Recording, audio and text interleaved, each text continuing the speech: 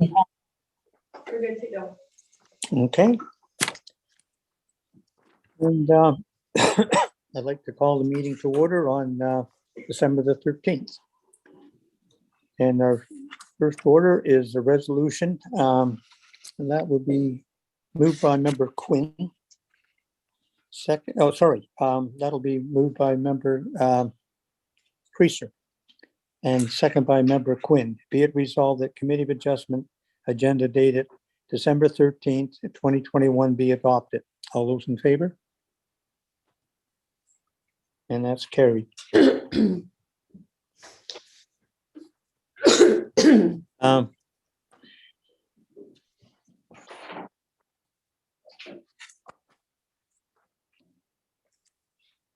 I'll just read this here. Today's meeting is being live streamed and recorded on the Township of Muskoka Lakes website and YouTube channel. By participating in the open public meeting today, you are consenting to your image, voice, and comments being recorded and posted online. Thank you.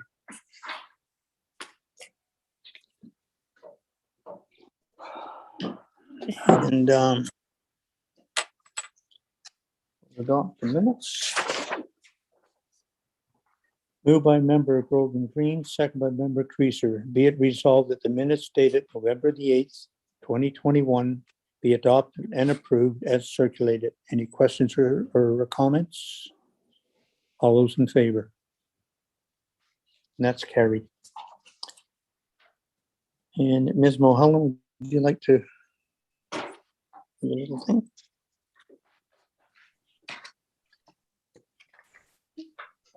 Good morning, everyone.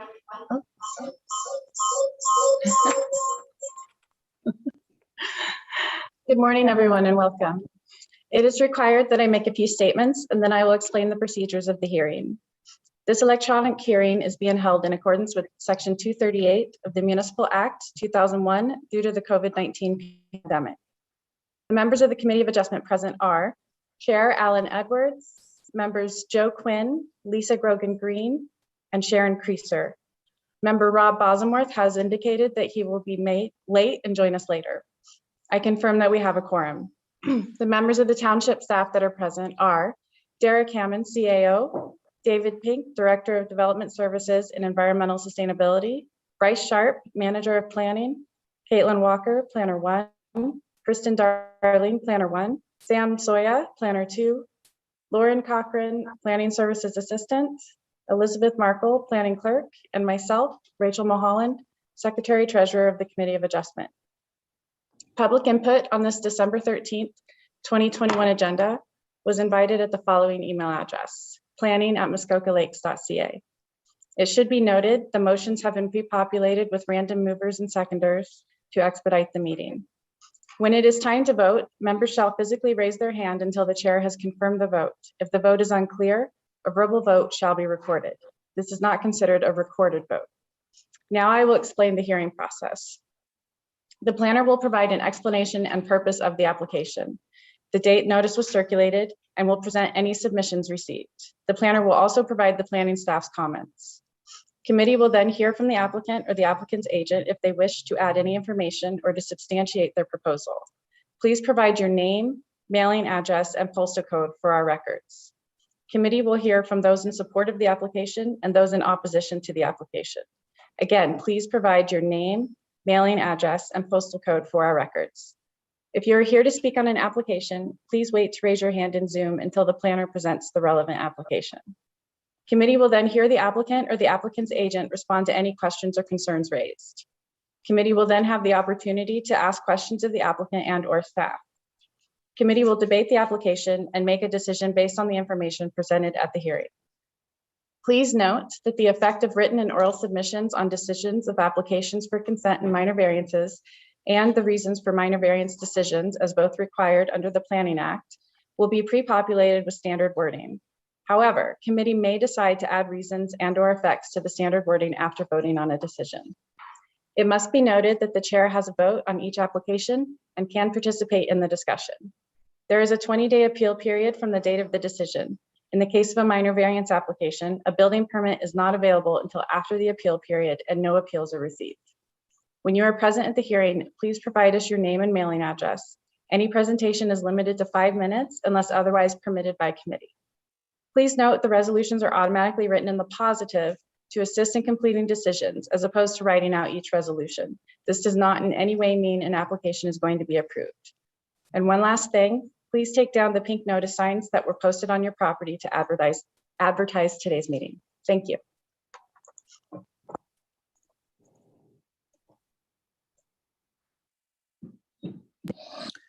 Thank you very much, Ms. Mahone.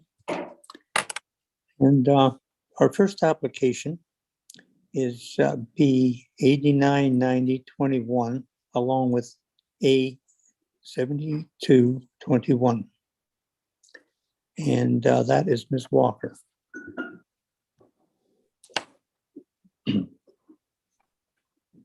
Thank you, Chair Edwards, and good morning, everyone. The first application to be heard is consent application B/89/90/21/ML and minor variance application A-7221 in the name of Robvest Corporation and Kumer and Schecter. The subject property is known municipally as R3-37 Island Penman.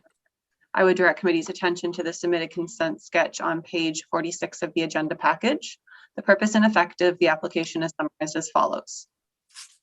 Consent application B/89/21ML will create one additional lot, severed lot A.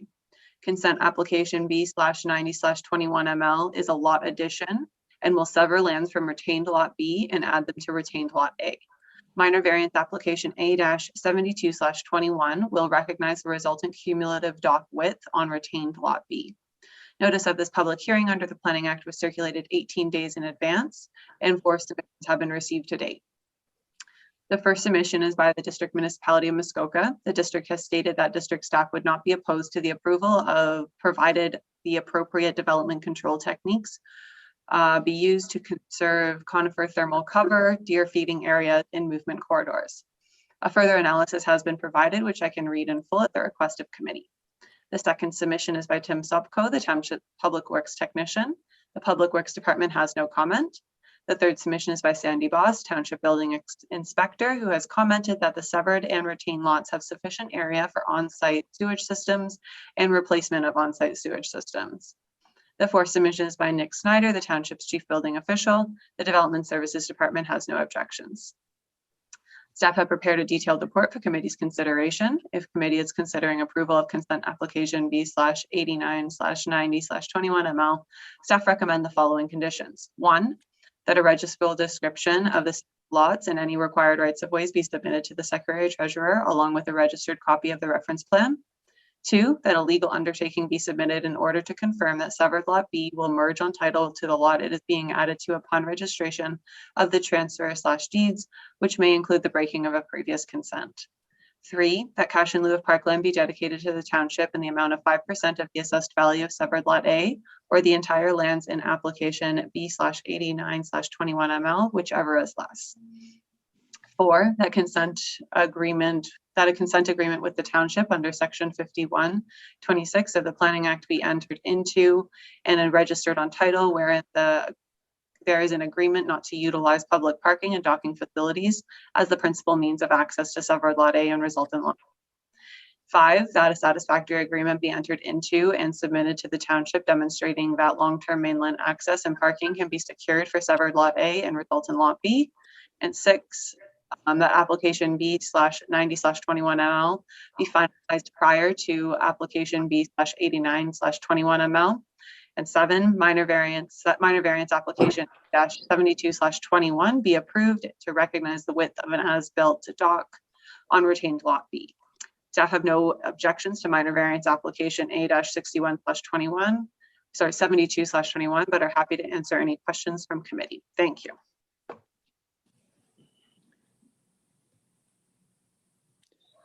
Thank you very much, Ms. Walker.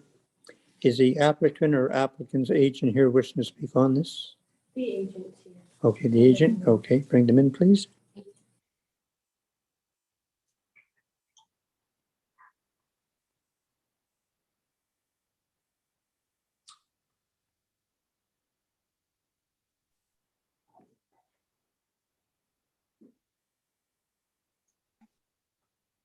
Good morning, committee. Good morning. So I'm Stephanie Sharp, the planner for Marie Poirier Planning and Associates, located at 44A King William Street in the town of Huntsville, postal code P1H1G3.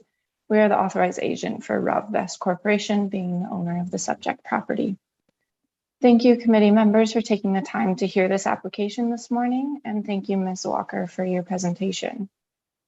We concur with staff that the proposed application to create one severed lot and two retained represents good planning, conforms to the official plan, and complies to the zoning bylaws currently zoned. The concurrent minor variance application is to recognize the width of the existing boathouse and dock on the subject property being retained Lot B, which were legally constructed and meet the four tests as outlined in Section 45 of the Planning Act. We agree to the conditions as outlined in the staff report and are happy to work with staff to ensure they are fulfilled to the satisfactory of the township. Our firm would like to take this opportunity to sincerely thank staff for their assistance on this application and for their time spent working with us. We respectfully request approval of this application as recommended, and I am happy to answer any questions you may have. Thanks. Thank you very much, Ms. Sharp. Is there the applicant or the applicant want to speak on this, or anybody else in support? No. Anyone in opposition to this application? No. Other questions from the members? No?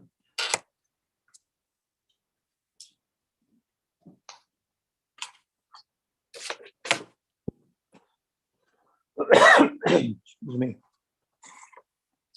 Moved by member Treaser, second by member Grogan Green. Be it resolved that consent be granted for application B 899021 ML. Rovvest Corporation and Kumer and the Settler, providing the following conditions are fulfilled. One, that a registrable description deed of the several lots and any required right-of-ways be submitted to the Secretary Treasurer, along with a registered copy of the reference plan. Two, that a legal undertaking be submitted in order to confirm that several lot B will merge in title to the lot it is being added to upon registration of the transfer/deeds, which may include the breaking of a previous consent. Three, that cash in lieu of parkland be dedicated to the township in the amount of 5% of the assessed value of separate lot A or the entire lands in application B 8921 ML, whichever is less. Four, the consent agreement with the township under section 5126 of the Planning Act be entered into and registered on title, wherein there is an agreement not to utilize public parking and docking facilities as a principal means of access to separate lot A and resultant lot B. Five, that a satisfactory agreement be entered into and submitted to the township demonstrating that long-term mainland access and parking has been secured for several lot A and resultant lot B. Six, that application B 9021 ML be finalized prior to application B 8921 ML.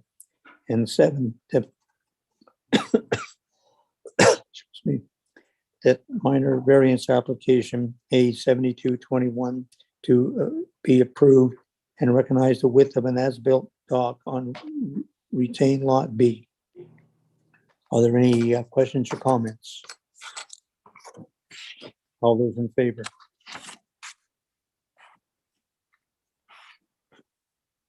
That's carried.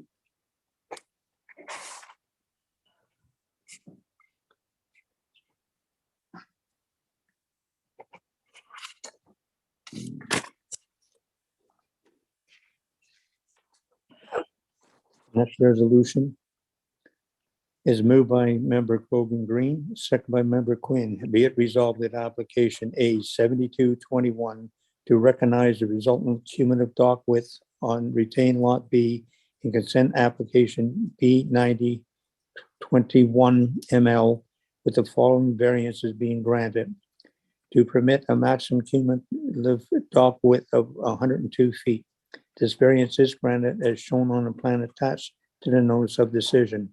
This approval shall remain in effect for 3 years from the date of decision. Any questions or comments? All those in favor? That's carried.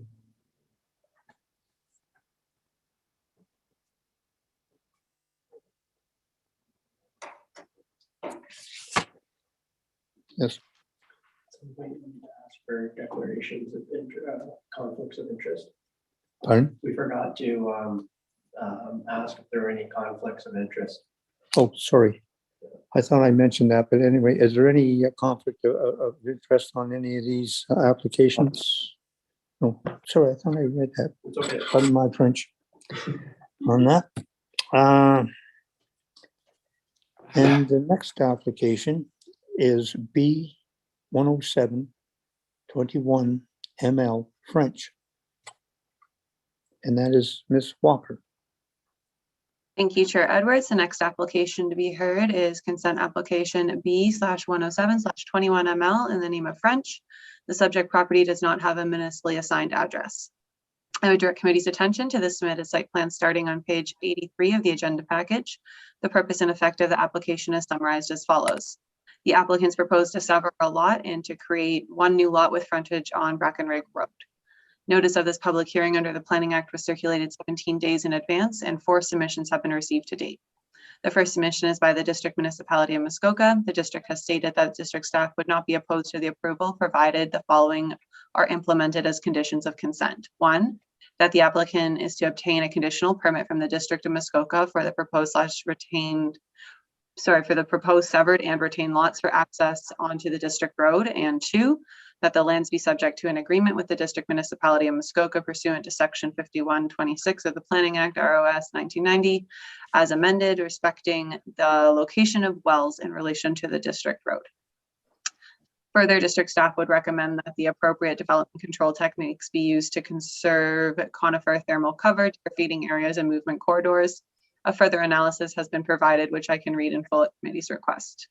The second submission is by Sandy Boss, Township Building Inspector, who has commented that due to the varied terrain, low area, and rock outcrops, area for an on-site sewage system is limited. However, due to the size of the property, ample area does exist for on-site sewage system.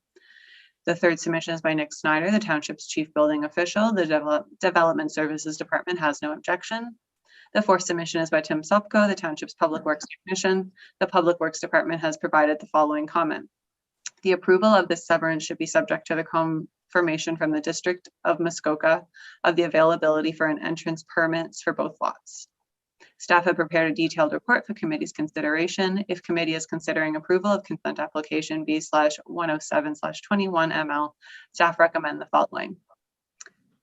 Conditions. 1, that a registrable description of the severed lot and any required rights of way be submitted to the Secretary Treasurer along with a registered copy of the reference plan. 2, that confirmation be received that the township is satisfied that the proposed severed and retained lots can be adequately serviced for an on-site septic system.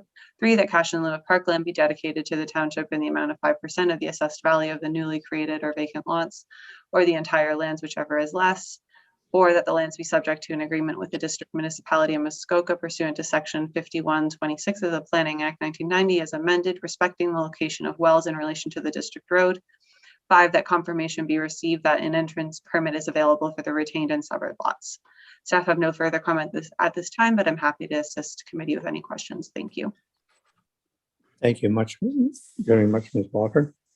And is the applicant or applicant's agent here? Agents here, okay, would you bring Ms. Ledger in?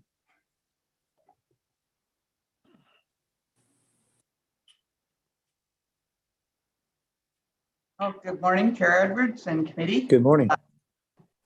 Terry Ledger, agent for the applicant, 167 Medora Street, Fort Carling, Ontario, 1J0. I don't have anything to add to the report. We're fine with all the conditions, and I'm just here to answer any questions if you have them. All right, thank you very much. Is there anyone else here wishing to speak in support of this application? No. Is there anyone here wishing to speak in opposition to this application? Are there questions from the members? Give the resolution. Moved by member Quinn, second by member Grogan Green. Be it resolved that consent be granted for application B 8521 ML Beckett, provided the following conditions are fulfilled. That consent be granted for application B 10721 ML French, providing the following conditions are fulfilled. One, a registered description deed of the severed lot and any required right-of-way be submitted to the Secretary Treasurer along with the registered copy of the reference plan. Two, the confirmation be received that the township is satisfied that the proposed severed and retained lots can be adequately serviced by individual on-site septic systems. Three, that cash in lieu of parkland be dedicated to the township in the amount of 5% of the assessed value of the newly created vacant lot or the entire lands, whichever is less. Four, that the lands be subject to an agreement with the District of Muskoka and that pursuant to section 5126 of the Planning Act, RSO 1990, as amended, respecting the location of wells in relationship to the district road.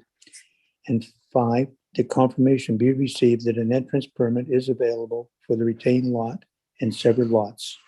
Are there any questions or comments? All those in favor? All those in favor? Anyone opposed? Lisa, I think you froze there. Are you in favor of this? Okay, sorry. You froze there for a minute. I didn't see your hand go up. Thank you very much. That's approved. Thank you.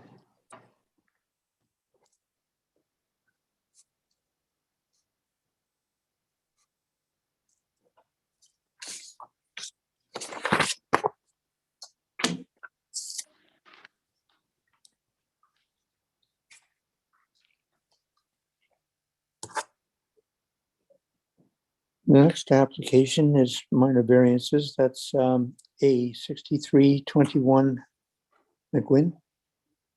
And that's Mr. Sawyer. Thank you, Chair Edwards, and good morning, members of committee. The next application to be heard is minor variance application A 6321 in the name of McGlynn. The subject lands are located at 1015 Robert Johnson Road. I would direct committee's attention to the submitted sketches starting on page 129 of the agenda package. The purpose and effect of this application is summarized as follows. The property is located on Lake Rosseau, where the maximum permitted lot coverage within 200 feet of the high water mark is 10%. However, the application has been submitted to permit the construction of a single-story boathouse addition, resulting in a lot coverage of 10.4% within 200 feet of the high water mark. Notice of the public hearing was circulated 10 days in advance of the meeting in accordance with the Planning Act, and 2 comments have been received. The first submission is by Nick Snyder, the township's chief building official, advising that the township's development services department does not have any concerns. And the second submission is by public works technician Tim Sopko, advising that the public works department also does not have any concerns. No submissions from members of the public have been received. I prepared a detailed planning report for committee's consideration. Staff would not object to the application, subject to 2 conditions of approval. The first recommended condition requires the existing site plan agreement to be amended and for securities to be submitted for additional plantings. The second condition is for the as-built hot tub to be removed or for it to be brought into compliance with the zoning bylaw. The site visit revealed that a purpose-built hot tub involving a structural concrete foundation has been constructed in the front yard area, less than 66 feet from the high water mark. I have no further comments at this time, but I would be happy to answer any questions from committee. Thank you. Thank you very much, Mr. Sawyer. And is the applicant or applicant's agent here? We should on this. Yeah.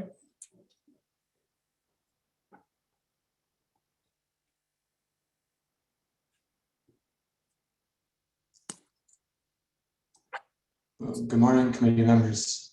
Can everybody hear me okay? Yes, that's fine. My name is Eric Muntz of the DeConing Group. at 1A Lee Valley Drive, Unit 3 in Port Carling, Ontario. It's P0B1J0. We are the authorized agent acting on behalf of the owner, Mr. McGlynn. First off, thank you staff for the detailed report, and we appreciate your support on this application. An application for this property was previously before you last December, where the release requested were relating to the boathouse width and the lot coverage. The current application before you is just for lot coverage, which is less of a relief than previously requested. As staff has noted, the proposed boathouse width is in compliance with what the bylaw permits, and the relief for lot coverage is only 235 square feet. The change in build form is rather insignificant for the proposed boathouse addition. And I also think it's worth noting that all structures on the property conform to current setbacks. So to say, the cottage is at a reduced setback behind the boathouse. And the boathouse addition is simply for dock storage. Mr. McGlynn took the feedback from the previous meeting and made changes based on that feedback. And Mr. McGlynn has also made me aware that he did discuss with the neighbors the new proposal, and the new design was received well, and there were no objections with the proposal. In regard to the hot tub that staff had pointed out in the report, Mr. McGlynn and I have discussed this, and we have agreed to proceed with the minor variance, and the hot tub will either be removed or brought into compliance.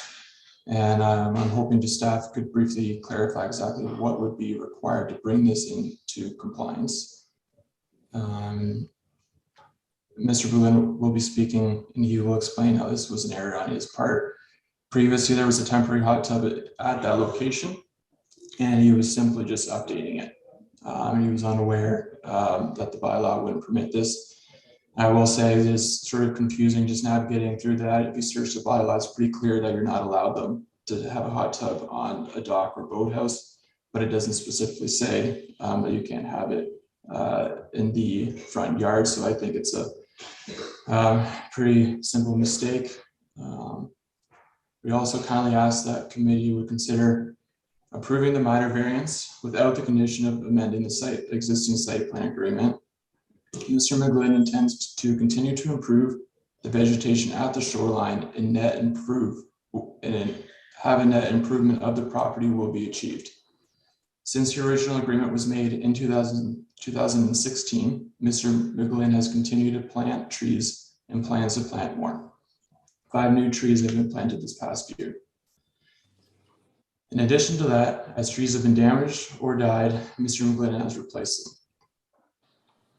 Thank you, staff, for the work on this, and thank you, committee members, for your time. I believe Mr. McGlynn is on the meeting and would like to make some comments as well. Thank you. Thank you, Mr. Muntz. And the applicant is here as well. He doesn't seem to be accepting the request. If he would like to speak, he can join in now. Okay, he's in. Okay.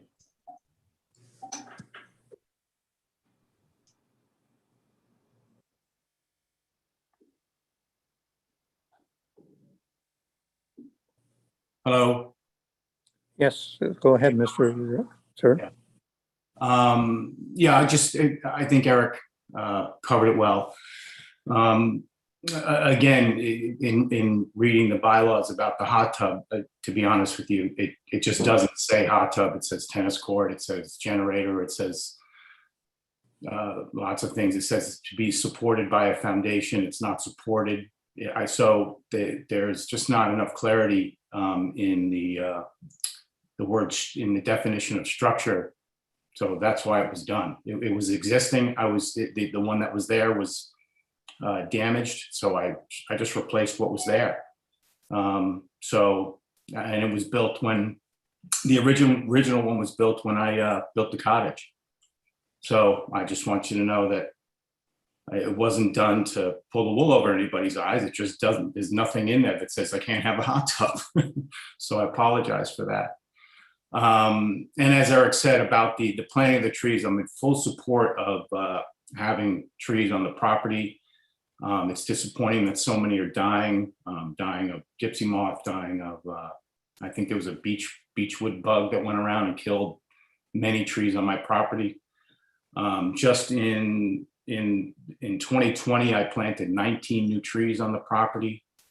This past fall, I planted 5 new trees in front of my cottage, the lake side of the cottage. The area behind the boathouse, which has already been landscaped, was landscaped when I moved in, when I built, had some dead trees. I removed them. I replaced 2 over there already. And as we were working on the hot tub and working our way out, I plan on planting more. So I don't know if an amendment to the site plan control is needed. I continue to do it. I want the trees. I do not want my place to look like Wasaga Beach, where it sticks, my cottage sticks out in front of the water, and that's all you see. So pretty much that covers it. And I'm going to look for some clarity on that hot tub issue, and we'll just take it from there. All right, thank you very much. Thank you. Is there anyone else here wishing to speak in support of this application? Is there anyone wishing to speak in opposition to this application? No. Okay, other questions from the members? Seeing none? Yes. Do you want us to clarify the? Yeah, I'm going to ask Mr. Sharp to clarify that. Just 1 second, because I've got to turn my sound down.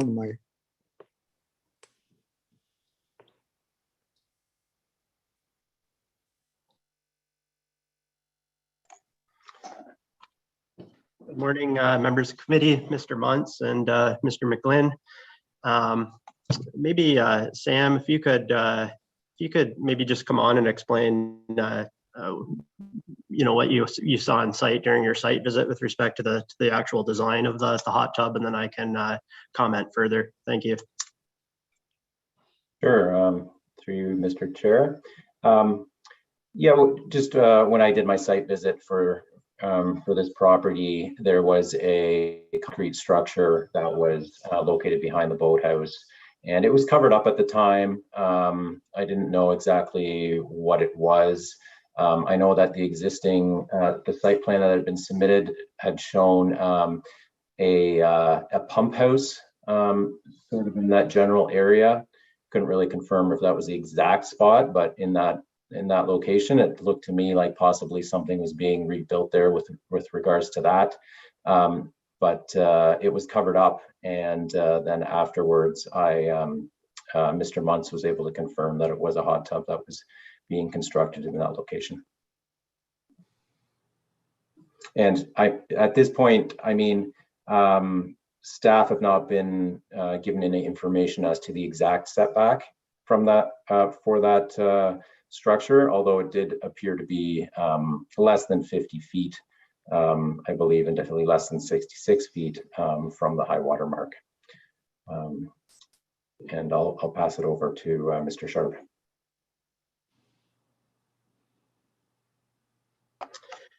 Thank you, Mr. Soya, for that explanation. So based on Mr. Soya's site visit, it is our understanding that the hot tub is a structure in the sense that it is purpose-built. It seems to have a foundation constructed of concrete. And in this case, the minimum required front yard setback would be 66 feet.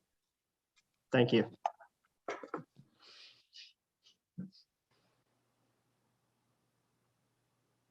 Thank you very much, Mr. Sharp.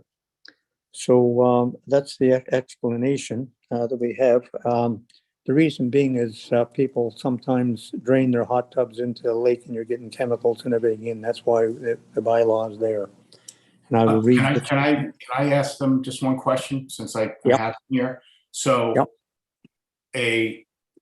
Because it's the definition is that it's a permanent structure. So if I put the same thing there and it sits on the ground and it's not permanent, it's allowed?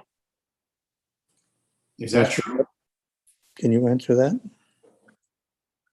So in other words, I can put a 20 by 20 foot hot tub on the ground there, not built, like somebody cranes it in. I'm making it up. I'm not going to do that. I'm just curious. No. I'm trying to get clarity on the written wording in the bylaw and what is considered a structure, because this thing is a hole in the ground. It's going to be buried. You're not even going to see it. It's in the ground. It's in my landscaping. Mm-hmm. So Okay, I'm curious, just so I don't want to make another mistake. well, if you're moving it, what is it, 66 feet? Just a minute, I'll let Mr. Sharp answer that. Thank you, thank you.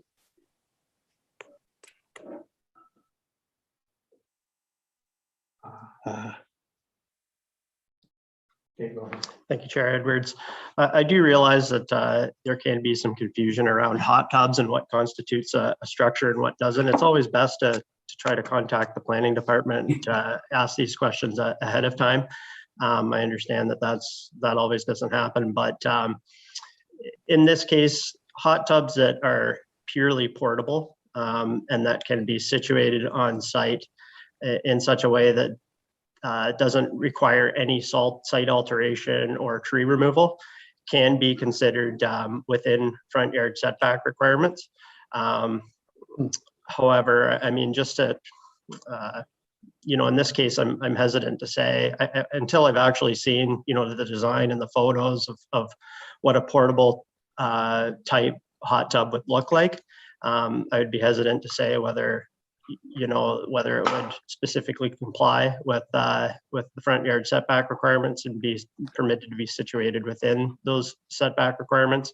But based on what we've seen out on site, or at least Mr. Soy has seen on site and the applicant's description, the hot tub that's been constructed on the property is a structure and is required to comply with the 66-foot front yard setback requirement. Thank you. Thank you.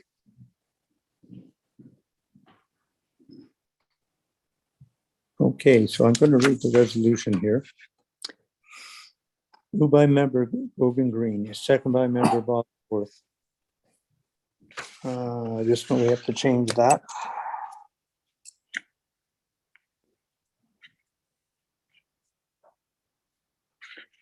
And we'll go in that. Quinn. Okay, so it's moved by member Grogan Green, second by member Quinn. Be it resolved that application A 6321 to permit the construction of a boathouse addition is hereby approved with the following variances being granted.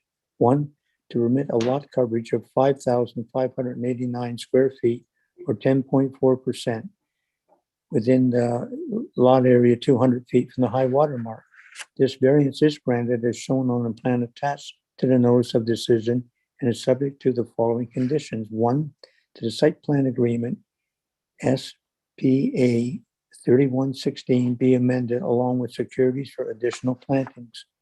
2, that the as-built hot tub be removed or brought into compliance with the zoning bylaw.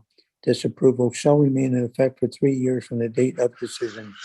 Any questions or comments? All those in favor? Sorry, sir, and that Mr. Muntz, it's gone to the committee.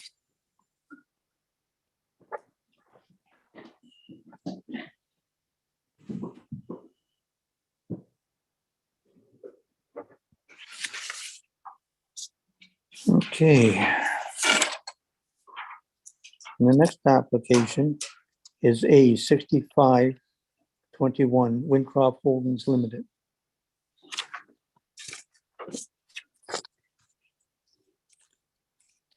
And that is Mr. Sawyer. Thank you, Mr. Chair. The next application to be heard is minor variance application A6521 in the name of Wincroft Holdings Limited. Subject lands are located at 1390 Rosseau Lake Road, 1, unit number 16. I would direct committee's attention to the submitted sketches starting on page 155 of the agenda package. And the purpose and effect of this application is summarized as follows. The applicants propose to reconstruct and enlarge a single-story dwelling and an associated sun deck, and relief from the front yard setback requirements are requested, or is requested. The proposed redevelopment of this property has a bit of history to it. In 2017, a minor variance application was approved to provide similar relief from the front yard setback requirements. After approval of the minor variance, a demolition permit was issued, and the previously existing dwelling was removed, and a building permit was also issued for construction of a new dwelling. The building envelope was prepared for construction of the dwelling, and the site prep involved vegetation removal and some blasting. However, the applicants did not proceed further with construction. Recently, the property was purchased at by the applicants of today's application, and the new owners would now like to proceed with construction of a dwelling. And given that the prior minor variance approval has lapsed and that the new owners have a slightly different dwelling design, a new minor variance application has been submitted. The previously existing dwelling established a legal non-complying setback of 53 feet from the high water mark. Therefore, as the proposed dwelling is to be set back 44 feet from the high water mark, a variance of 9 feet is requested. And similarly, the previously existing sun deck established a legal non-complying setback of 40 feet from the high water mark. As the proposed sun deck is to be set back 34 feet, a variance of 6 feet is requested. And notice of this public meeting was circulated 10 days in advance of the meeting in accordance with the Planning Act, and 3 comments have been received to date. The first submission is by Nick Snyder, the Township's Chief Building Official, advising that the Township's Development Services Department does not have any concerns. And the second submission is by Public Works Technician Tim Sopko, advising that the Public Works Department does not have any concerns. The third submission is from Mike and Kelly Cote, who are the former owners of the property. Their letter reads as follows.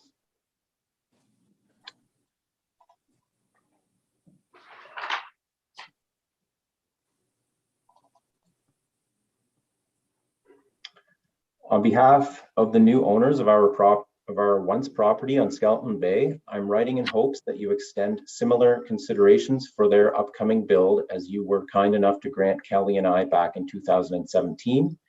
In 2018, we did contract Warren Brent to remove the existing cottage, blasted the bedrock, and prepared the surface for the upcoming build. Unfortunately, in 2019, my heart health became an issue which required surgery, and in 2020, COVID hit.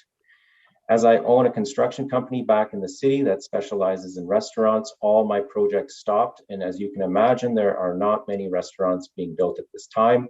We are fortunate still to be on Lake Rosseau and decided to sell the property to eliminate the process of building and moving back to Skeleton Bay. That's signed Michael and Kelly Cote. There are no other submissions from members of the public. Staff have prepared a detailed planning report for committee's consideration. Staff have no concerns with the application, provided as a condition of approval, a site plan agreement be entered into, along with securities for retention of existing vegetation and tree plantings. And I have no further comments at this time, but would be happy to answer any questions. Thank you. Thank you very much, Mr. Soya. Is the applicant or applicant's agent here wishing to speak on this? The applicant is in. Okay.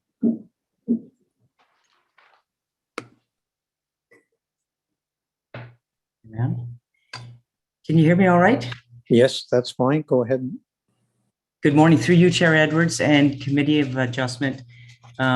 Just want to say my name is Sue Lupton and my husband's name is Kevin Bain. Address is 4200 Grandview Street North, Oshawa, Ontario, L1H 0J3.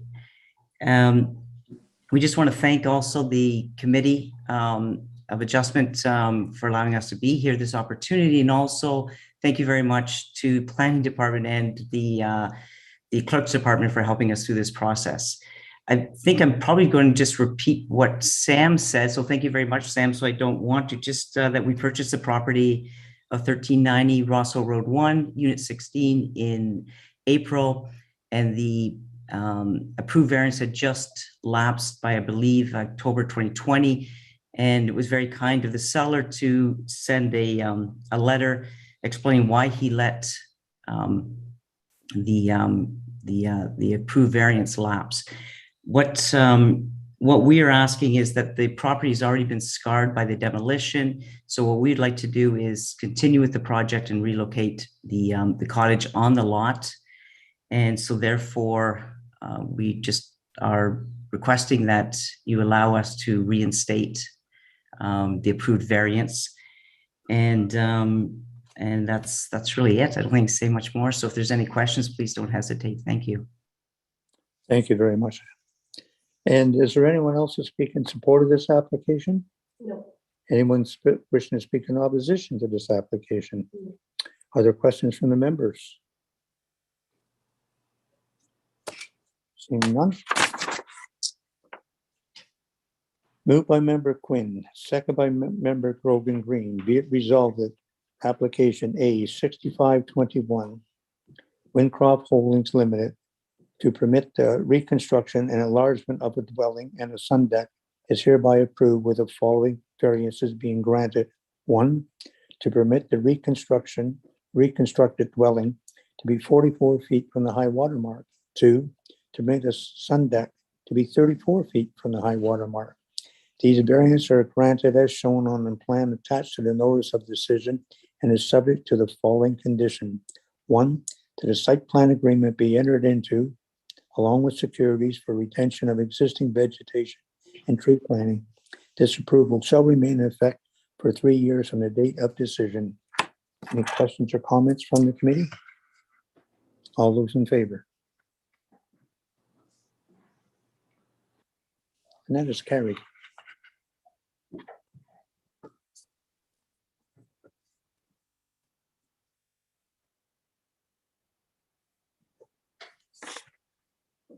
So thank you very much. You have your variance.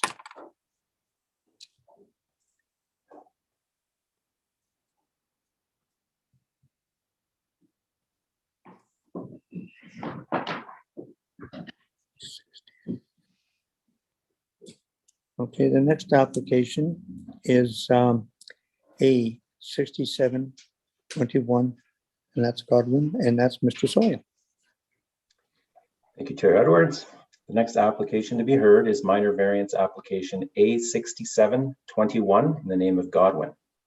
Subject lands are located at 1121 Scarcliffe Road, unit number 6.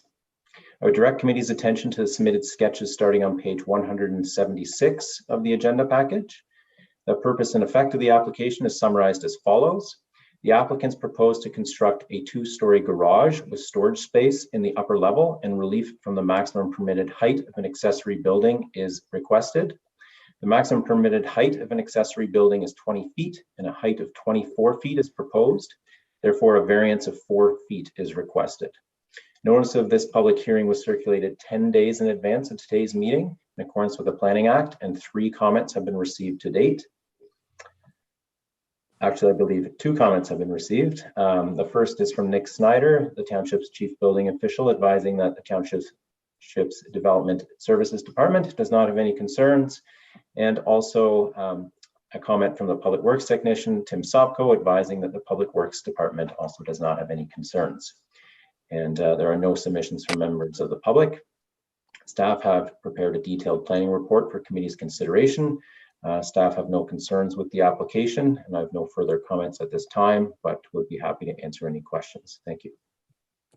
Thank you very much, Mr. Sawyer. And is the applicant or applicant's agent here wishing to speak on this? Yes. Okay.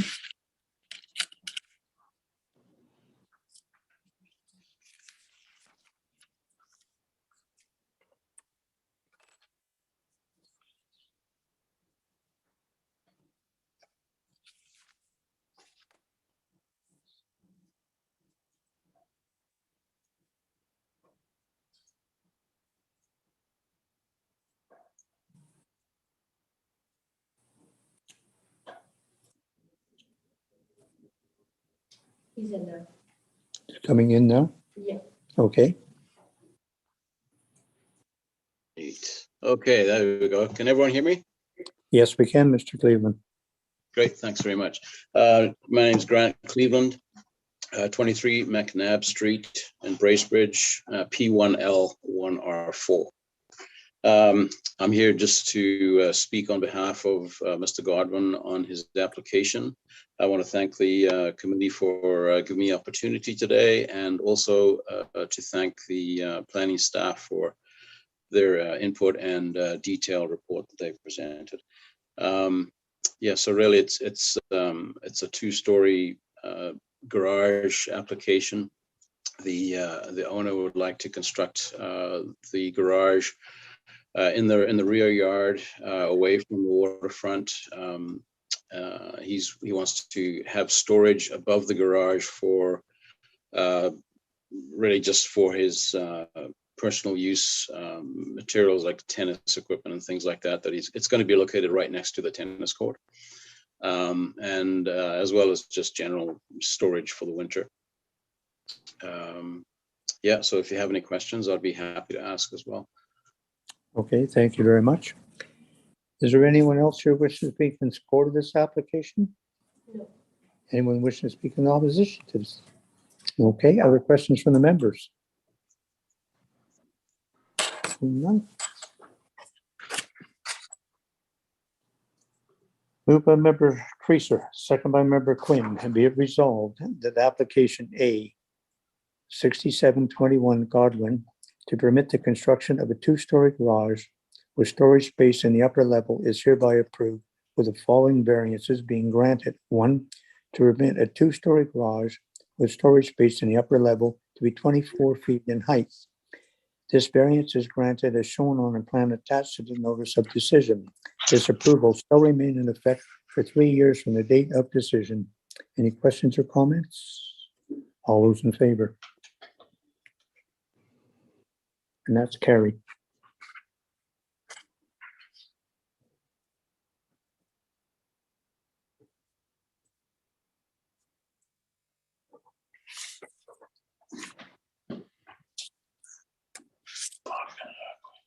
And the next application is A 6821, and that's Ms. Darling. Good morning, and thank you, Chair Edwards. The next application to be heard is minor variance application A 6821 in the name of Lemelin. The subject property is known municipally as 1035 Montgomery Drive, unit number 1. I would like to direct committee's attention to the submitted site plans and drawings on page 202 through to 209 of the agenda package.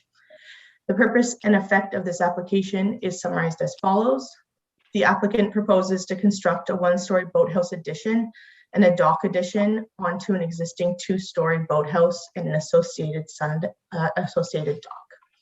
Relief is also requested from the minimum side yard setback for a dock of 15 feet. The proposed dock addition will be 0 feet. Variance requested is 15 feet. Relief is also requested from the minimum side yard setback for a single-story boathouse of 15 feet. The proposed boathouse addition will be at 2 feet. The variance requested is 13 feet. Relief is also requested from the minimum side yard setback for a single-story boathouse with a rooftop deck of 30 feet. The proposed boathouse with a rooftop sun deck will be at 16.5 feet, and the variance requested is 13.5 feet. Notice of the public hearing under the Planning Act was circulated 10 days in advance, and 3 submissions have been received to date. The first submission is from Tim Sopko, the township's public works technician, and the public works department has no objections. The second submission is by Nick Snyder, the township's chief building official. The development services department has no objections. The third submission is by Bruce Erskine. Sorry if I pronounced your name wrong. He's the easterly adjacent neighbor.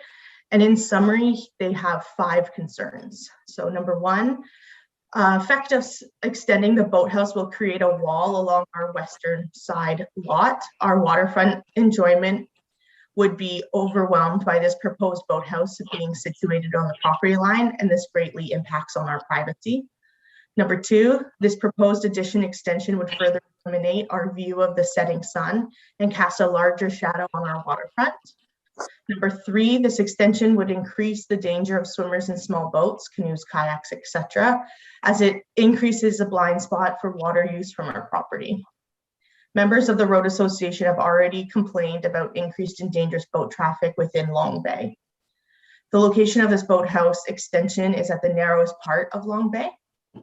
Number 4, there is an expressed possible concern for fish habitat. And number 5, the existing boathouse has a dock extension on the east side, which extends out over the property line. Will this extension also exist with the proposed boathouse? And I can read the letter in full if committee would request. I prepared a detailed staff report for committee's consideration and recommend that any comments by the abutting easterly neighbor be received and addressed as necessary, and enter into a site plan agreement along with securities for revegetation. Staff have no further comments at this time and are happy to answer any questions committee may have. Thank you. Thank you very much, Ms. Darling. Yes, there's a question from Member Green. Can you hear me? Sorry. Yes. No, can't now. Okay. So we've heard, I guess, from the easterly neighbor. So how do we resolve this? I mean, it seems to me that it's pretty ridiculous to think about putting something at a 0 setback when I think we've heard from the neighbor. So how could we possibly approve it with that condition? It seems to me that we would just say no. I don't understand. I need clarification on how to proceed. Well, let's hear from the applicant or applicant's agent and hear everything that is being said, then we can and maybe come to terms with that. And looks like the agent, Ms. Ledger, is here to. I am, yes. Terry Ledger, agent for the applicant, 167 Medora Street, Port Carling, P0B1J0. Thank you. Yes, so I'll sort of walk through what we figured as we were looking at this project. The boathouse right now was built in 1977, so by the parents of the current owner, or aunt rather, sorry.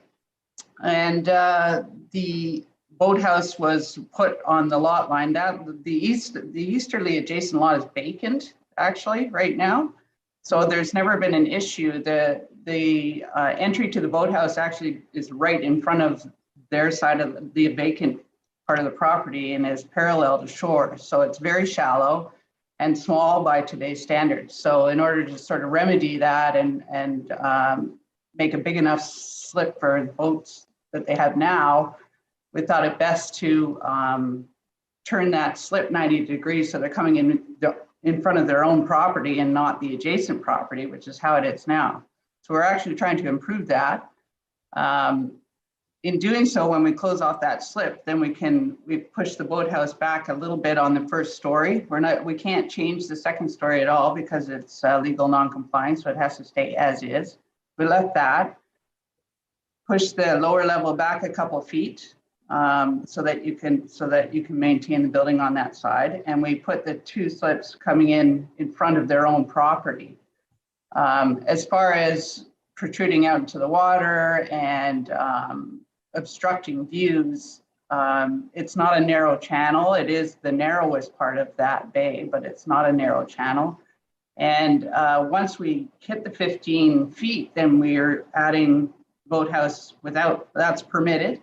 So it doesn't, this part that we're asking for the variance for is just the top corner of the proposal, and that doesn't change the view at all.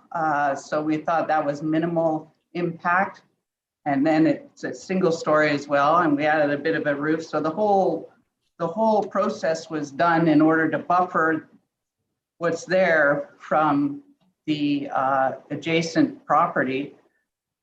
It's vacant now, but we assume that given what's been going on, that it won't be long before someone does build there. But that was the reasoning behind everything that we've done. So I'm happy to answer any questions, but I don't think that what's allowed and what we're proposing are going to change any impact. And that's why we thought it to be a minor variance. Thank you very much, Ms. Ledger. Is there anyone else here wishing to speak in support of this application? No. Is there anyone wishing to speak in opposition to this application? Yes. Okay, could you bring them in, please?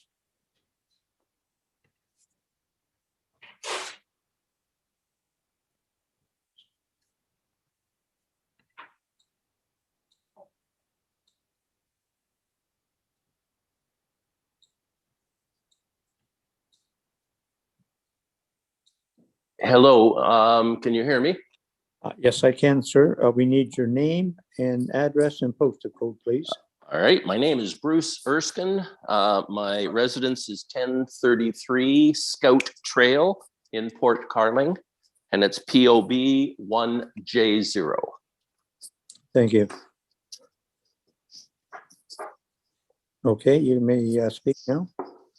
Yes, thank you very much for entertaining my objection to this. Unfortunately, with the delay of the post office and with COVID, I've yet to receive the official report, but I'd like to give a shout out to Elizabeth in your planning office, who, when I did discover that this was going on, was able to send me most of the information on December the 6th.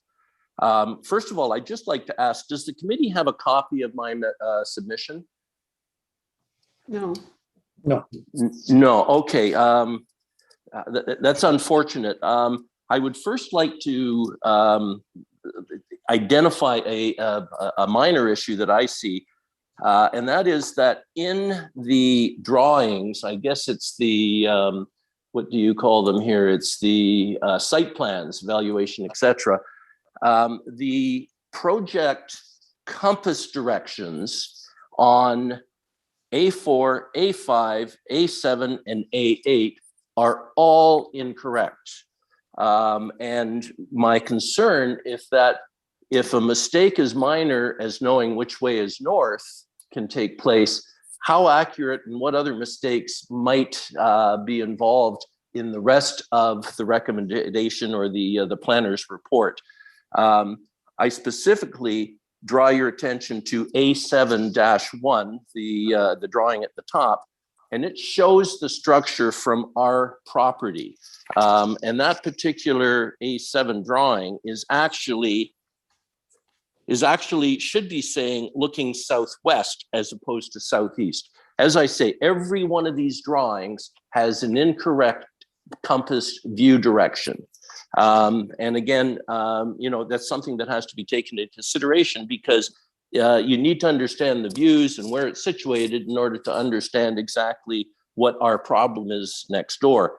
We own the property next door, and I'm speaking on behalf of my wife and my son. So if I use we or I as a pronoun, I'm referring to all three of us. The drawing, again, going back to A7-1, it doesn't illustrate the complete length of the schematic. It's cut off at its furthest point, and it doesn't illustrate really the impact that it has next door. We own the lot next door. It is a building lot. It has not been developed in any shape, any way at all. There's not even a road into it. But what we're worried about is the fact that the setback is this application. We understand that the existing structure is grandfathered. We understand that they could replicate this existing structure on its original footprint. Our particular problem is the fact that they're extending this variance non-complying issue, or extending the non-complying aspect. They're going from 20 feet to 42 feet in length. So the new boathouse more than doubles the extent of this structure being non-compliant. The new structure is 2 to 4 times larger than what is there now, and we feel that this is somewhat egregious. There's no buffer between the properties. The boathouse, as mentioned, represents a wall along our shore or property line, and this new structure basically, in effect, doubles the size of the wall right on the property line. The setback requirements exist for a reason. This variance request breaches 3 setback requirements. Ms. Darling's report goes on to say that policy B.5.14 also identifies that side yard setbacks are intended to maintain reasonable views and separation for privacy between neighboring properties. Policy B.13.8 directs that an increased setback is required for a boat port with a rooftop sun deck. This application breaks both of these policies.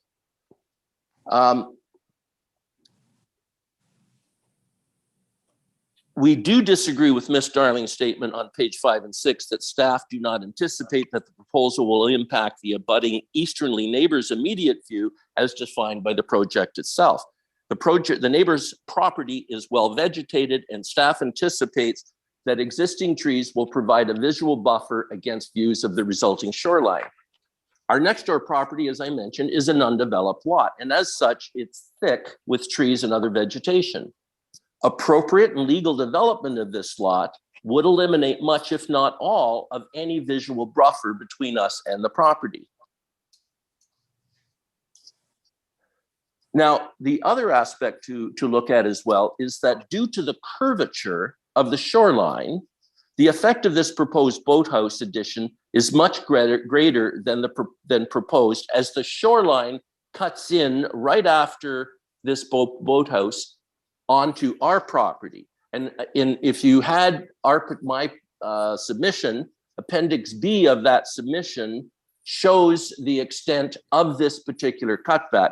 So the visual effect of the proposed boathouse is that it would extend out approximately 50 feet or more from our shoreline right on our property line. So I appreciate Ms. Darling going through our concerns, and I do support them all. I've looked at regarding the 4 tests of a minor variance, and I feel no to all of the 4 questions. Does it meet the general intent and purpose of the official plan?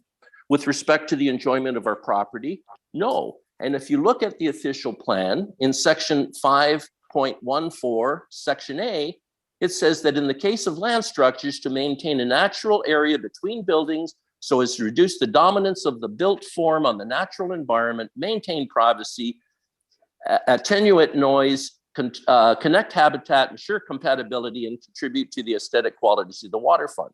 This is why side yard setbacks are established. And if you also look at the official plan 5.18, redevelopment of existing properties shall be encouraged to follow current development standards as closely as possible to be compatible and consistent with sound planning principles. So with number 2, does it meet the general intent and purpose of the comprehensive zoning bylaw? No, as it more than doubles the size of a legal non-conforming structure. Is it desirable for appropriate development or use of the land, building, or structure? We feel no, as it further impedes on the privacy and enjoyment of the Erskine property, and as there are alternatives. The Lemmings have alternatives for the rebuilding of this boathouse. Is it minor in nature? No, as this variance application is requesting 3 variances that dramatically affect the Erskines and their next door property. Now, I want to say that I have reached out. I had a chat with Sue and Daniel Lemelin, and we had a very amicable conversation. It was very pleasant. They sound like they'd be great neighbors. And we explored 2 options. I asked them whether they considered rebuilding the boathouse on and to the original dimensions. Their response was that no, they needed 2 boat slips. So we would likely agree to this solution if the boathouse did not extend an extra 22 feet out into the water, and if the boat slip or slips, plural, if their entrances were in front, opening straight out to the opposite shore.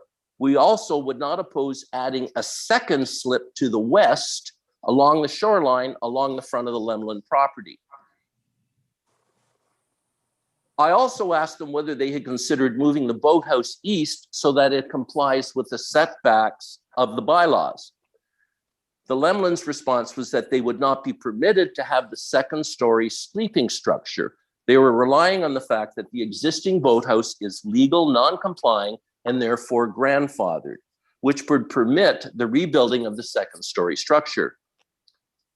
We would be in agreement to the Lemelins moving the proposed structure as presented west so as to comply with the setback requirements.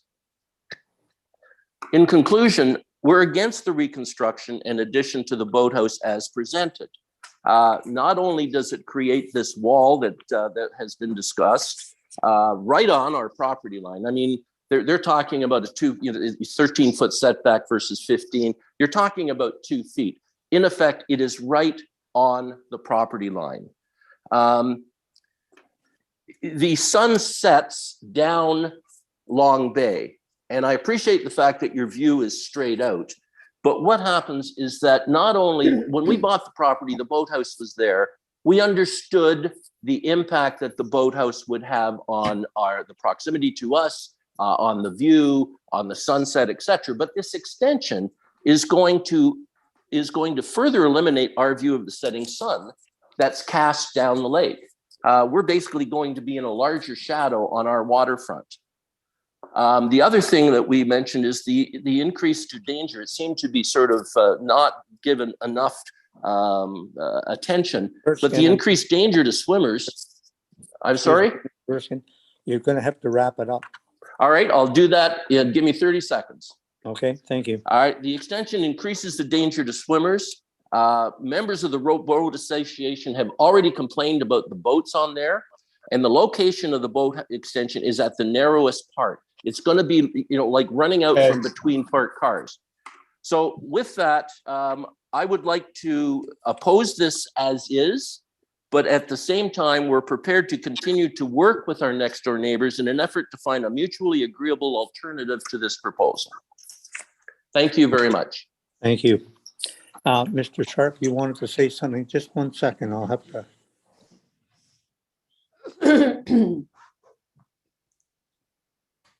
Thank you, Chair Edwards. Just in response to Mr. Erskine's submission, Mr. Erskine, we're not as nimble as we normally are in person with the sharing of documents, but I do have your submission available for screen sharing and could quickly go over the illustrations if committee would like at your direction, Chair Edwards. Yeah, that would be fine if we can do that. Sorry, do I have to go back on? No. Okay.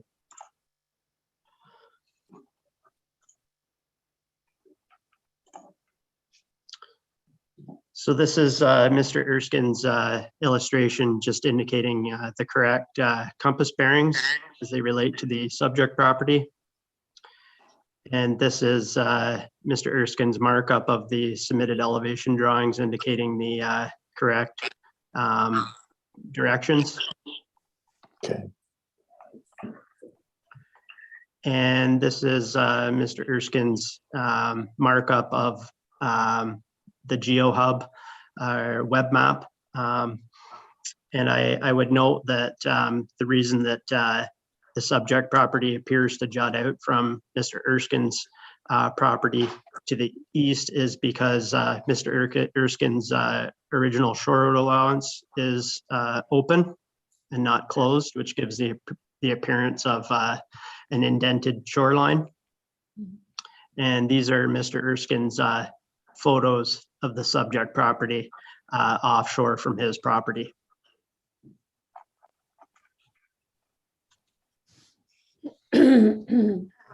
Pictures up. And that again, right from the shore. Yep. Are they up now? No, I've got Mr. Erskine's the geo map. These ones? Yeah, and that looking, okay, so this is looking west. So that's the boathouse now. So it's going out another 22 feet, okay.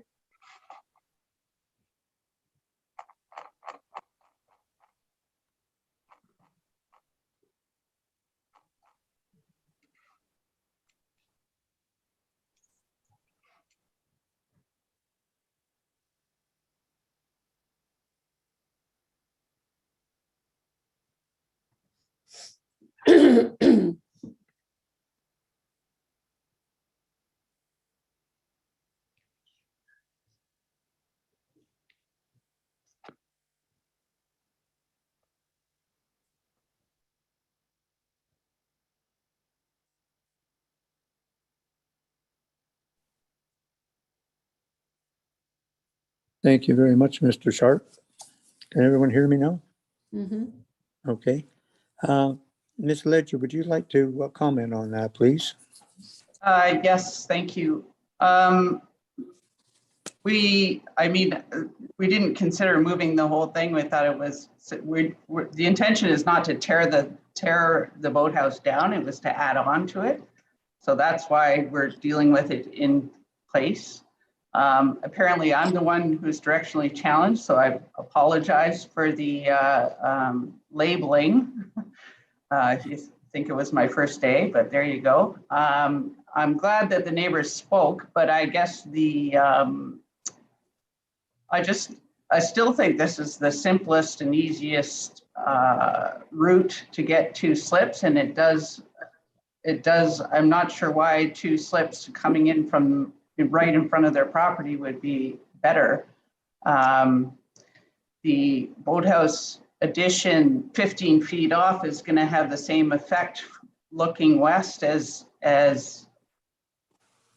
you know, as being closer. So as far as the view goes, it's not going to change anything what's permitted and what we're asking for a variance, which is why we just assumed this was the least obtrusive way of doing it. If you look at even the pictures that were of the site looking from the adjacent property, you can see where it's showing the curvature that you can barely see the boathouse as is. So we're just adding on 20 feet. So you would see the end of it, but you know, the rest of it's covered by trees. So I guess we can agree to disagree, but I'll leave it up to committee.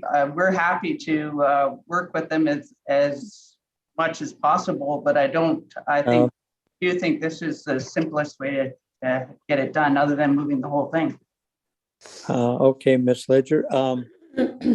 You said you could work with the neighbor. Would you like this adjourned and then come back and that, or it may be turned down? So I don't know. I'm just asking what you would like to do for your client. Well, if committee are inclined to turn it down, then I would certainly seek an opportunity to do something and sort of go into it some more. I know that you know, they've spoken out and reached out, so I'd have to go back to my client. Okay. With the committee, yes, Member Quinn. Yeah, I think it's not in its present state. I don't consider it minor to put that much building on zero setback. I think it's great that the neighbors are talking, and I don't think I think that they should continue, because I wouldn't be voting for it in its state or as set out today. So I would like to see it deferred, or if we vote, I'll be voting a nay. Mhm. I think, Ms. Ledger, you're wise to take an adjournment. Yep, no, that's fine. I guess maybe just one question, just so we know if it's an option or not. I mean, if we had to tear it all down and move it over, would that be, I mean, then I guess we're into sort of an amendment. I guess that's a question for staff, maybe. That would be, and that, let's defer this application. Maybe you can talk with Mr. Erskine and the neighbors and come up with something, but I'd hate to see it turned down, and I think it will be. Okay, thank you. You're welcome. Thank you. And I think we'll take a comfort break at this point. We make it a 10-minute comfort break. Yep. Okay, thank you.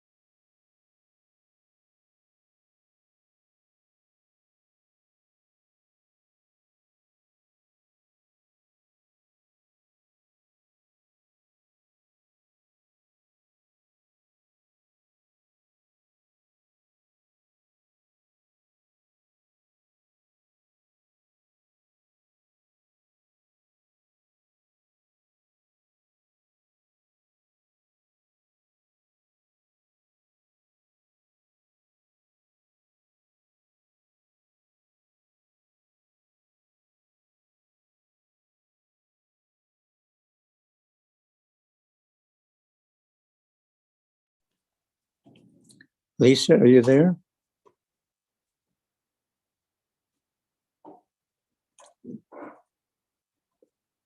Okay, I think we can start again. Want to start broadcasting again? Yep. It's on? Okay, thank you. And the next application is A7021, and that's Miss Darling.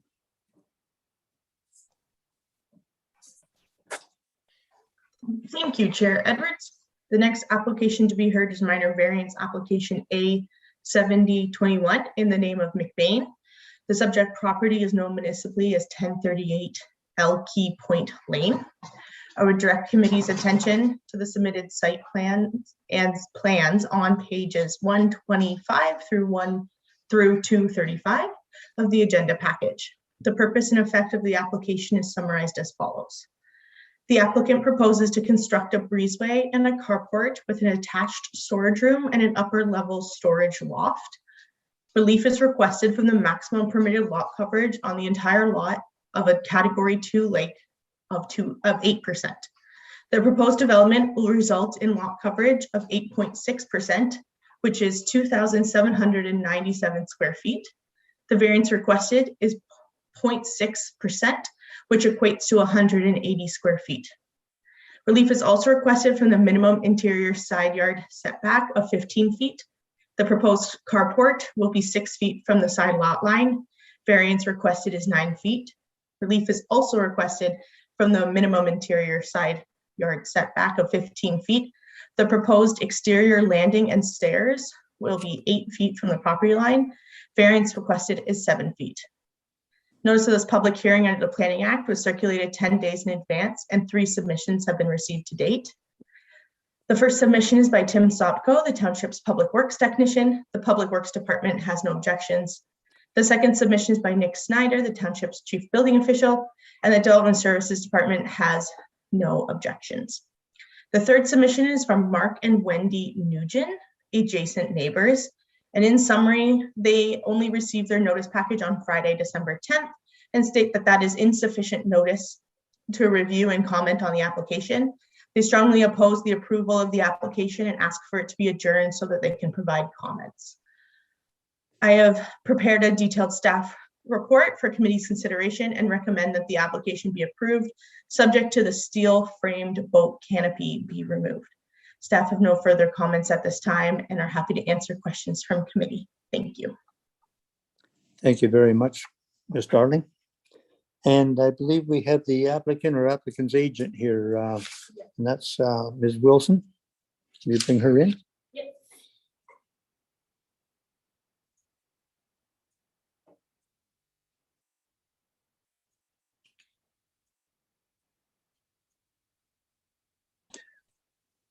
Good morning. Good morning, and how are you, Ms. Wilson? I'm doing just fine. Thank you very much. Good. So the McBains are simply looking for. We have to have your name and address. Oh, I'm sorry. I haven't done one of these for a while. My name is Heather Wilson Consulting Services. The address is 14 Janelle Street West, Thessalon, Ontario, P0R1L0. I'm representing the Bains on their application to allow them to build a carport and some storage. As you can see on the lot, the existing cottage was built many years ago, very close to the lot line. And the McBains are looking to have their covered access into this structure, which is why it's not put somewhere else on the lot. And even then, the lot really, the development here, what they're proposing really is the best place for this particular structure. We do realize it's quite close to the side lot line, but it's no closer than the existing building is right now. Essentially, this is almost an addition to that. There are quite a few trees between the two property right now. We note that in the report, it was requested that possibly more trees may need to be added. That can be done. The owner feels it's probably plenty of trees there now, but you know, if committee feels there needs to be more plantings to screen between the two properties, they would be happy to do that. It's set back well from the water. It's set back from the rear lot line adequately. It's just this side lot line that's the problem because of where the existing development is sitting. We respectfully request approval of this application. And if you have any questions, I'll be happy to answer them. Thank you. Thank you very much, Ms. Wilson. Is there anyone else here wishing to speak in support of this application? No. Is there anyone wishing to speak in opposition to this application? Yes. Okay, would you bring them in, please?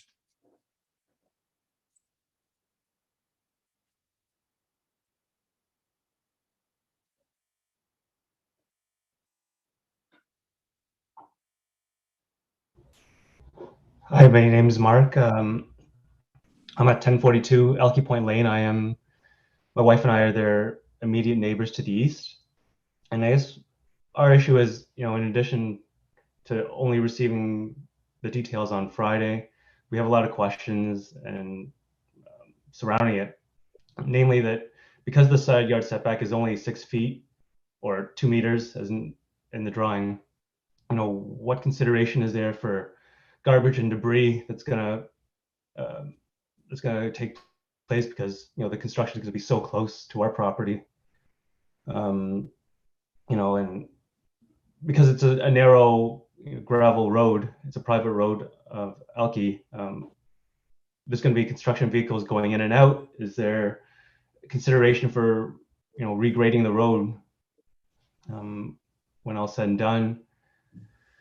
You know, my wife is, you know, immunocompromised, so she is worried that, you know, things will fall into our property and, you know, the air won't be, you know, as breathable during construction.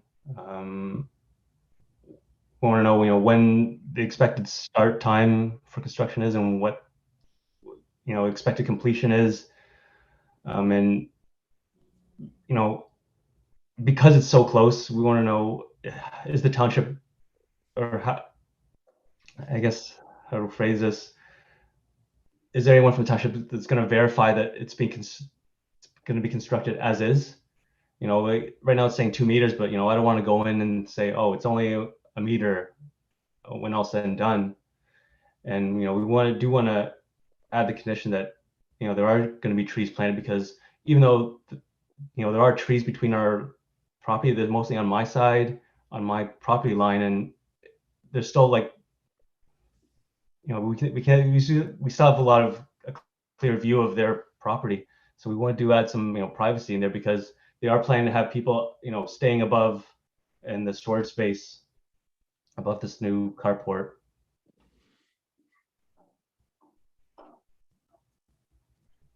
Okay, sir. Is there anything else you'd like to say? Just that, like, you know, as it's drawn, I think we would be opposed to it. You know, without, you know, having these answers, having the questions answered and having some conditions added. That's what I have to say. Okay, well, as far as the building timelines and everything else like that, that's not up to this committee. And that is just the minor variance we're looking at. Okay, And that's fine, I understand. Okay, and I believe Ms. Wilson would like to comment on that. Yes, thank you. As far as the trees go, Mr. McBain did tell me that most of the trees are on the other side of the lot line. And again, they are happy to plant trees. If they want to make that a condition, they're more than happy to plant more trees for screening. As far as construction lines go, if I had been able to get this application in earlier this summer, they would be building now. However, due to some unforeseen issues, I couldn't get it in time. They do want to build as soon as possible. As far as construction, noise, dust, everything else, even if they were to build in compliance, that's going to be an issue. It's the way it goes with construction. The lot line, we can ask that it be marked clearly the construction materials will not be placed on the neighbor's property. There should be no reason to trespass over that line at all. And we can, work with the contractor who's building it to make sure that does not happen. Let's see, the view, you may see it through the trees, but again, the more trees, the better, and we will work to plant as many as are necessary. The use of the second floor of this thing strictly is storage. They're not looking for a sleeping cabin. Had they wanted that, we would have applied for it to make sure it was all legal, but no, that's not going to be a sleeping cabin up there. Strictly storage. They have designed it to make it aesthetically pleasing to them. All in all, it should be a very nice looking building. I don't see that there's going to be a huge impact on the neighbor, keeping in mind there will be tree planting. I'm told that the property next door is rented out most of the time. So perhaps construction will happen when the owner's wife is not there to bother her allergies or immune compromised situation. We can work with the neighbor to come up, to set out timelines and things like that when construction may start. Any other questions? I can answer them. No, I think that's fine. Is there any questions from the committee? Any questions or comments? Yes, Member Green. Okay, I'm good. I have a question really, I guess, to the planners about if you've got a building where just a corner of it is 2 meters from the side lot line. Can an owner then just put up whatever they want 2 meters away from the whole side lot line? Or when they build a garage or something else or make an addition, can there be a requirement that it meet the bylaw like 15 feet? Would like to answer that one. Okay, hang on a second.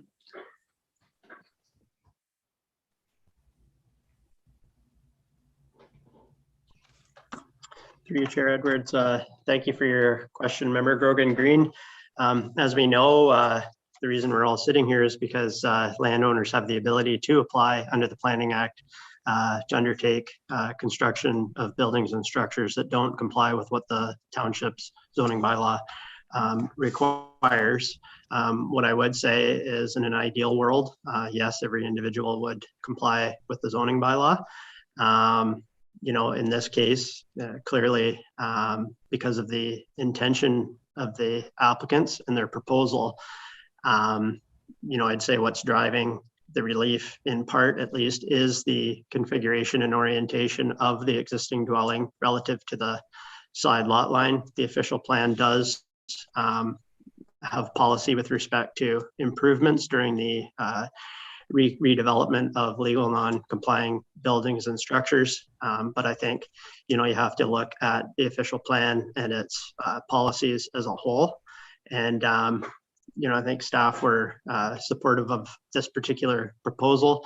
If I'm hearing from Ms. Wilson, the applicants would be willing to undertake some tree plantings along the side lot line in question and along perhaps the front lot line. Again, maybe you could clarify with Ms. Wilson, but that would be something that committee could maybe impose as a condition if they're looking to provide some increased buffering between the neighbor's property and the proposed development in an effort to ensure that that the privacy, aesthetics, and those types of things are addressed through the plantings.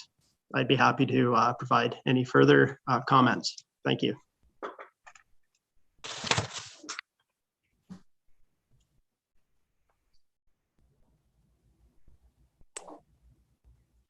Thank you very much, Mr. Sharp.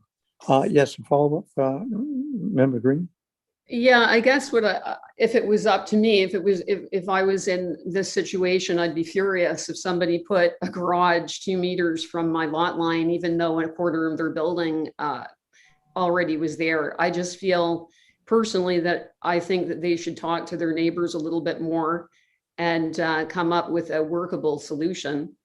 And it's the second time today that we've heard that people are getting their notices very late.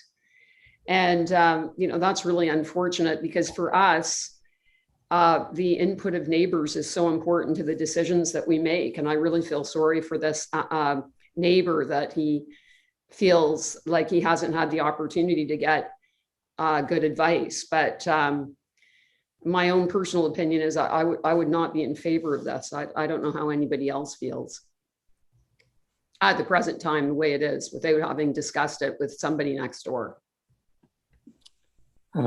Any questions or comments from the other members at this point?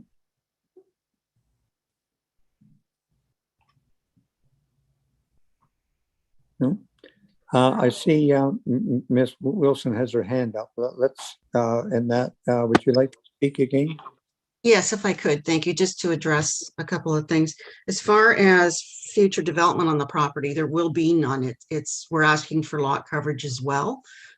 There'll be no further construction. And again, planting as much as necessary, and the types of trees that are recommended by the township, more than willing to do that. I think from what I'm hearing, a lot of the neighbors' problem is just construction in general regarding the road and perhaps dust and things that are going to be created. Even if this proposal complied with the bylaw, that's going to be an issue. It's just the way, unfortunately, it is. And again, the neighbors or the property owner, I'm not sure if they tried to find the owners or not. Apparently, they're not there that often, from what I'm told, as the property is rented out most of the season. However, they'd really rather not defer this application. Again, if it's going to be denied, yeah, we'll defer it. But I think a lot of the neighbors' concerns, even if we were to shove that over another 3 meters, you're going to be stuck seeing it anyway. I mean, the same thing's going to be there. So even if we move it over to comply, all these issues are still going to be there for the neighbor as he sees it. So we're really hoping that you'll take that into consideration, that an extra 3 meters isn't going to change what that looks like from that side lot line immensely. Very I little. will ask you this, is it possible to move it to 3 meters and make it compliant? I'm really not sure. The lot is a little difficult, of course. It is Muskoka and it is Brandy Lake, lots of rock, which is, I think, why most of the development is on that side of the property. The sewage system is sort of off to the other side, but they've already, they don't have to cut any more trees down. There's a parking area that's been there all along. So it's open, it's level. It's a great spot to put it so that they don't have to worry about terrain and they don't have to cut trees down, which is why they wanted to put it there. Okay, thank you. Are there any comments from the other members? And I think the applicant wants to speak. Okay, well then, I'm sorry. Yeah, we hadn't even got that far. Okay, so is the applicant there then wishing to speak on this? I'll bring him.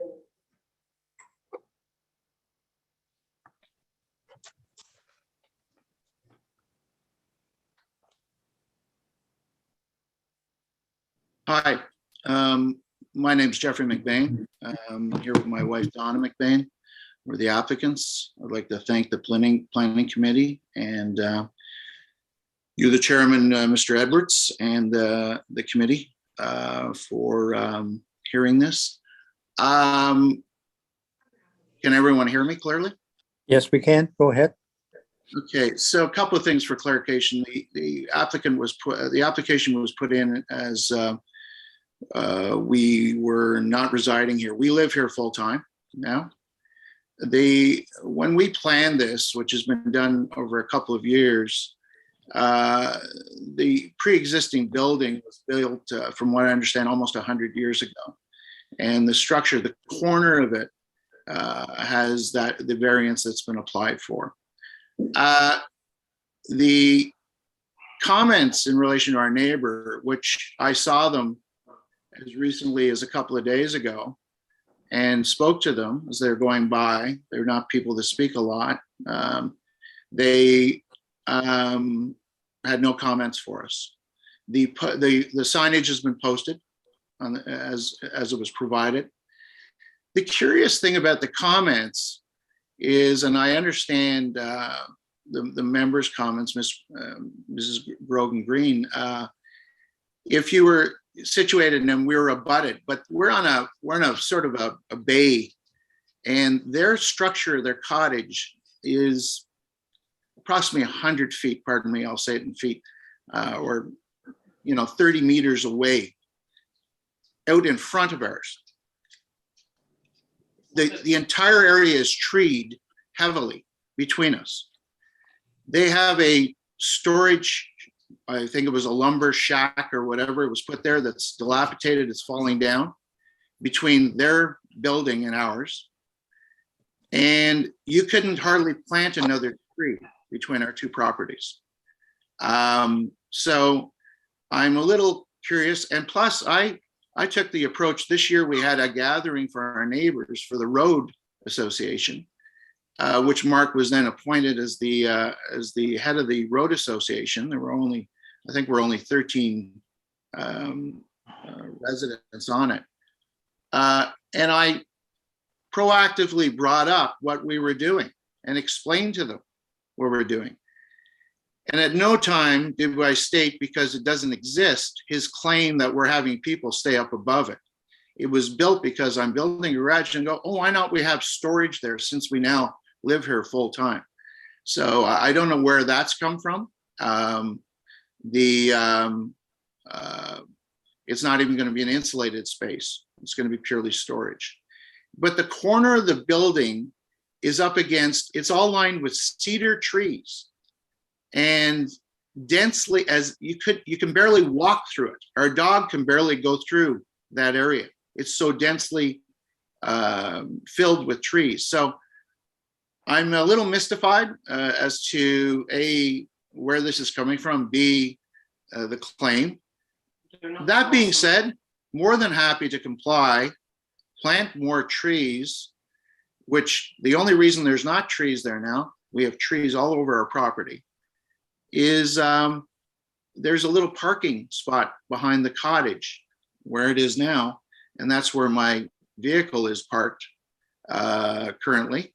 It's been there since before we bought the property, so that's why there's no tree sitting there right now, but there's little trees growing up around it and so on. Anyway, we're happy to comply and do whatever is required. Don't understand what else we could do, but I mean, there's a lot of tree coverage.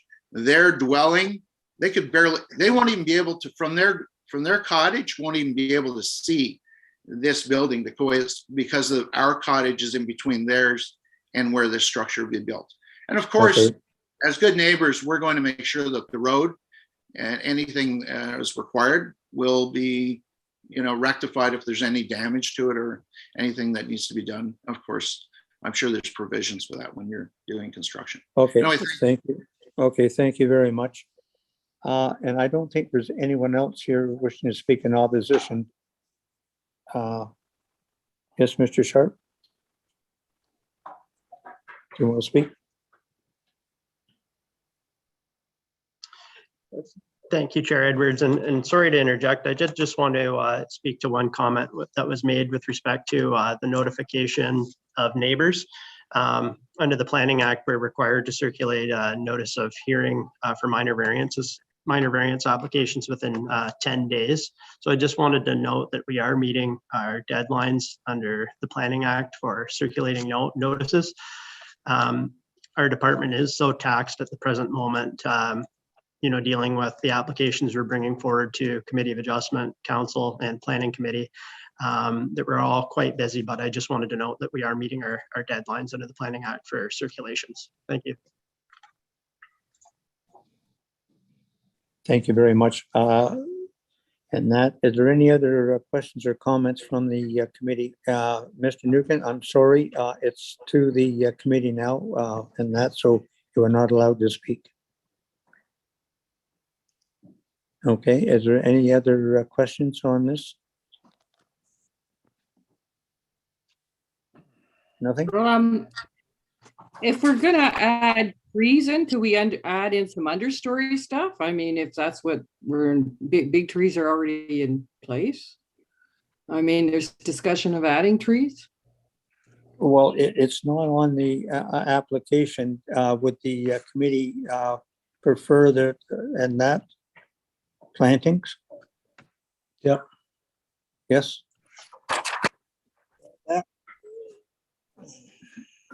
Right there.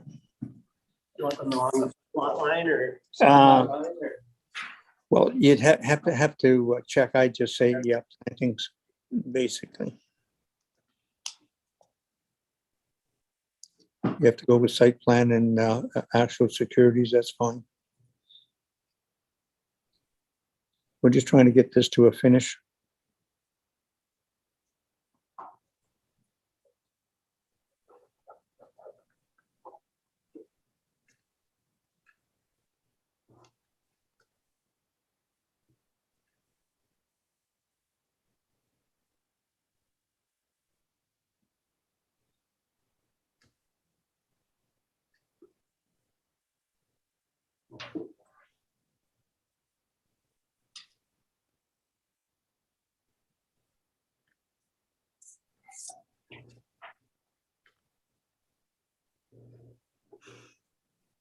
Read the whole thing on, or?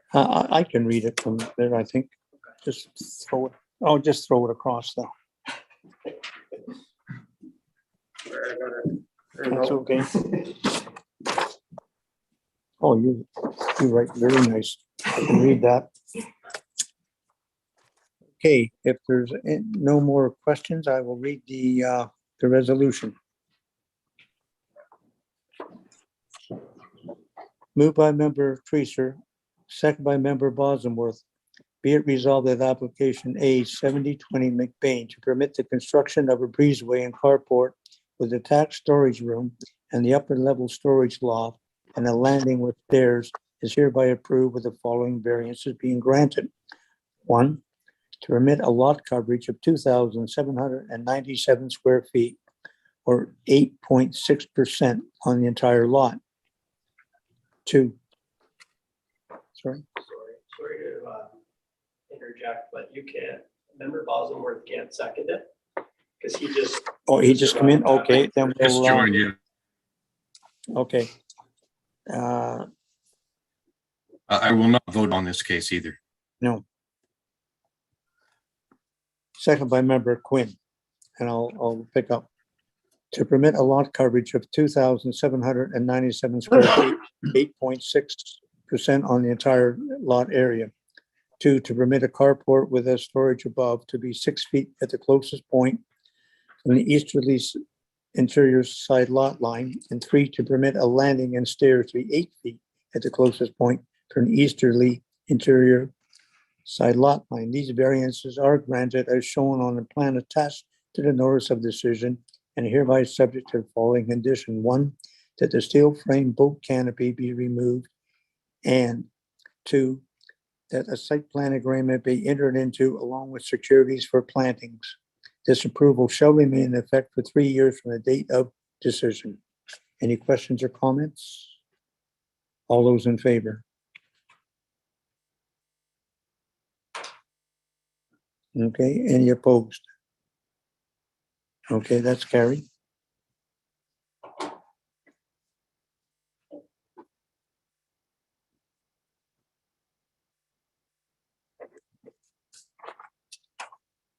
Okay. And the next one is A 7121. And that's Miss Darling. Thank you, Chair Edwards. The next application to be heard is minor variance application A 71/21 in the name of Fingroot. The subject property is known municipally as 1560 Peninsula Road. I'd like to direct committee's attention to the submitted site plans on pages 249 to 255 of the agenda package. The purpose and effect of the application is summarized as follows. The applicants propose to construct a two-story garage with storage space in the upper level. Relief is requested from the maximum height requirement of 20 feet for an accessory building. The proposed garage will have a height of 24 feet. The variance requested is 4 feet. Notice of this public hearing under the Planning Act was circulated 12 days in advance, and 2 submissions have been received to date. The first submission is by Tim Sopko, the Township's Public Works Technician. The Public Works Department has no objections. The second submission is by Nick Snyder, the Township's Chief Building Official, and the Development Services Department has no objections.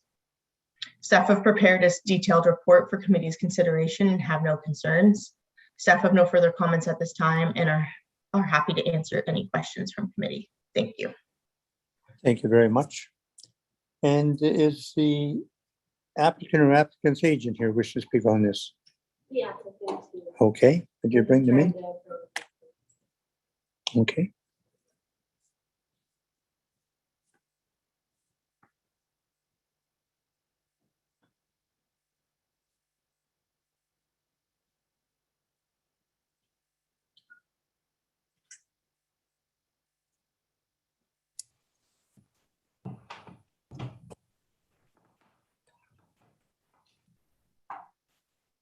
Morning.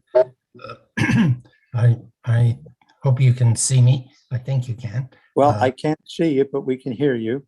Okay. And I need your name, address, and postal code, please. Yes, my name is Philip Fingret. I'm my postal code is in Toronto is M2L2E6, and the postal code of the property is P0B1J0 in Port Sandfield. The address is 1560 Peninsula Road, and thank you, Chairman Edwards and committee members, for my request in this minor variance. I'd like to just note that the property is over 55 acres and currently has no garage, although there is a cleared area where I park mainly, and it is fairly flat, and it's about 200 feet from the cottage. The setback is considerably more than the 200 feet from the water, and is not really visible by any of the neighbors or from the road.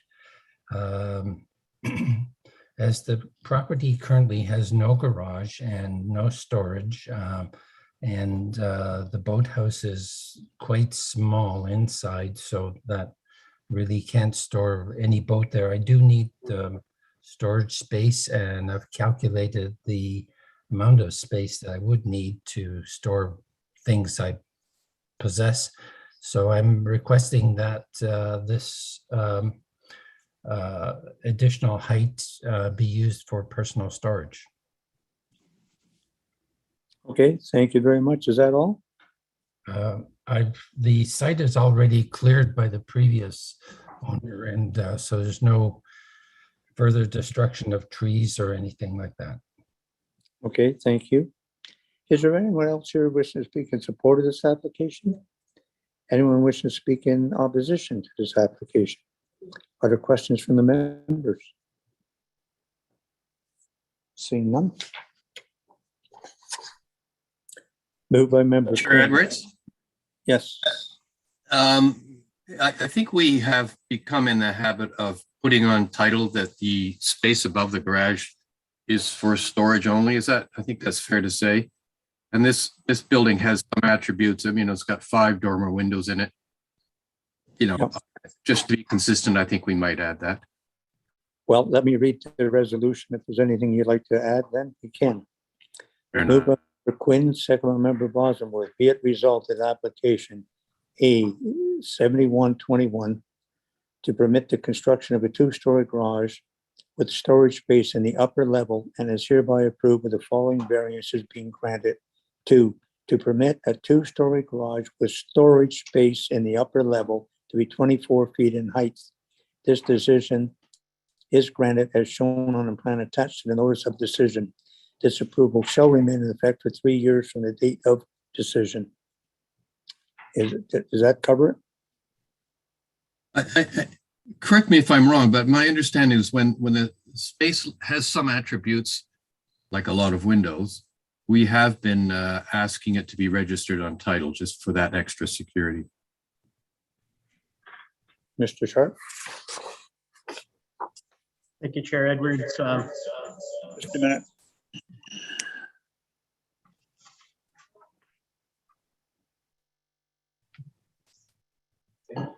Thank you, Chair Edwards. And thank you for your question, Member Bosworth. I can recall in the past, maybe less than a handful of situations where an agreement has been imposed by committee. Seems like it's been being done more recently. I would note that we did have an application just recently in the name of Godwin that the committee just heard for a 2-story garage where it wasn't imposed as a requirement. So I would just note that. The other thing I would note, as I've indicated in the past, when this comes up, under the Planning Act, we actually don't have authority to control use through the site plan control process. So if it is something that committee was looking to impose, I would perhaps look to the applicant to see whether he would have any objections to an agreement on title stating that the second story is required to be storage. What I would note is the zoning bylaw requires it to be storage. So committee can either, have a discussion now with the applicant and impose it as a condition, or they can leave it be, recognizing that storage is a permitted use in the upper level, and they can leave it as an enforcement matter. Thank you.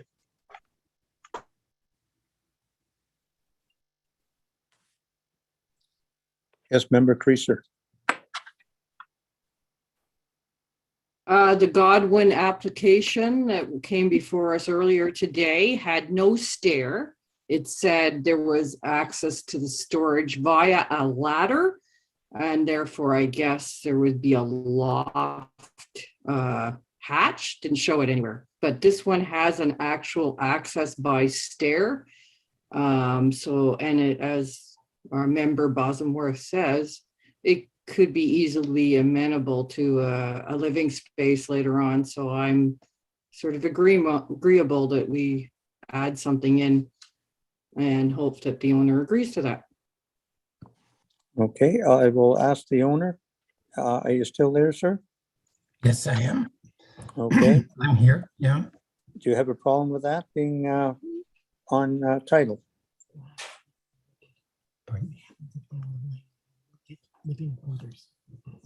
Well, I'm not disagreeing, but I'm just wondering if you legislate this as storage space and I sell the property in the future, what happens then? And it's on title that it's storage space. I see. And then they So, to come before us to ask to make it living space. well, and if I wanted to make it living space, what are the requirements? Mr. Sharp, what are the requirements? Just a second.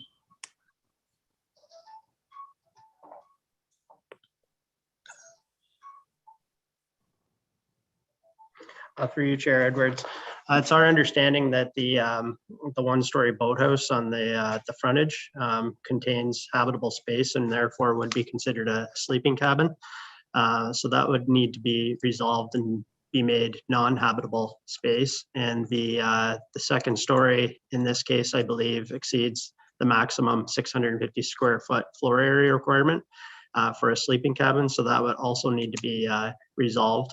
And if the agreement was imposed as a condition of this variance and registered on title, there may be a requirement to amend that agreement at some point in the future. Thank you.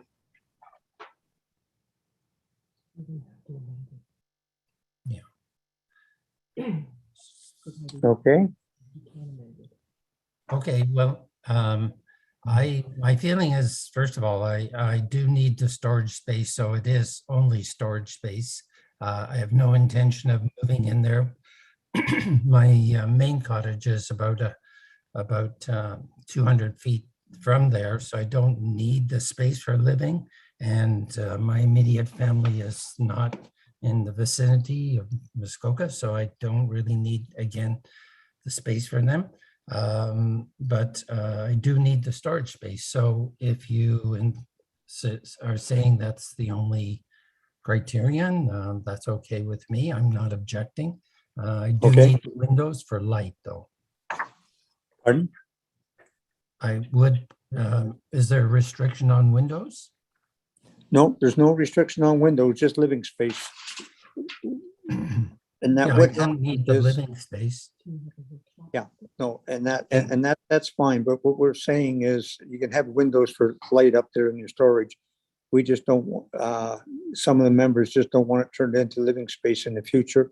And by putting it on that title, it says it's storage space, and that's what you've agreed to. So that's Yes, fine. there is.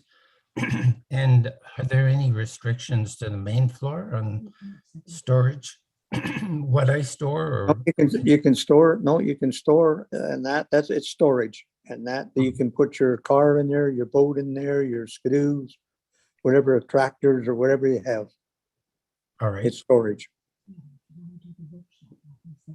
And if I want to put some of the workshop upstairs, is there an objection? A workshop? No, as long as it's a workshop. Yeah, all right. It's just living space that they're concerned about, because you do have living space in the boathouse. Yeah, so that's a small area. You can't live there in the winter for sure. No. Okay. Okay, thank you.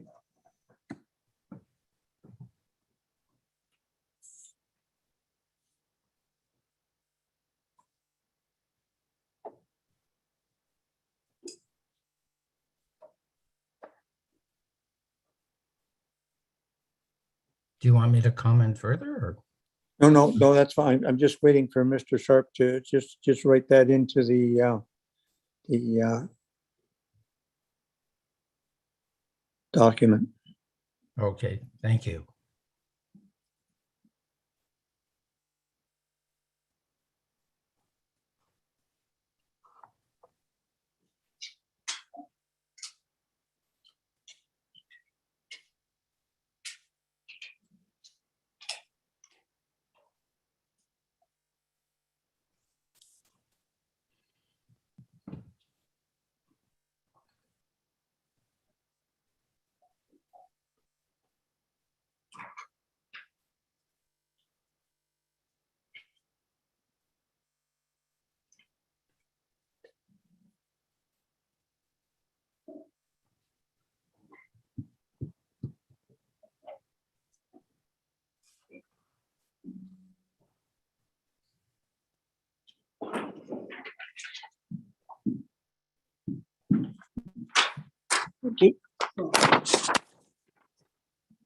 Okay, so it will now read, the variance is granted shown on plan attached to notice of decision and is subject to the following condition. One, that a site plan agreement be entered into where the owner agrees not to utilize the upper floor level of the two-story garage as habitable floor area.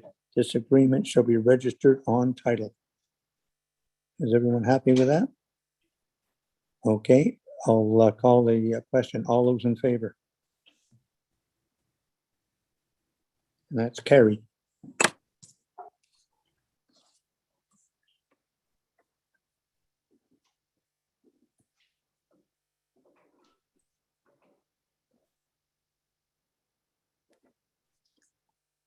Okay. Thank you very much, Chairman and committee members. You're welcome.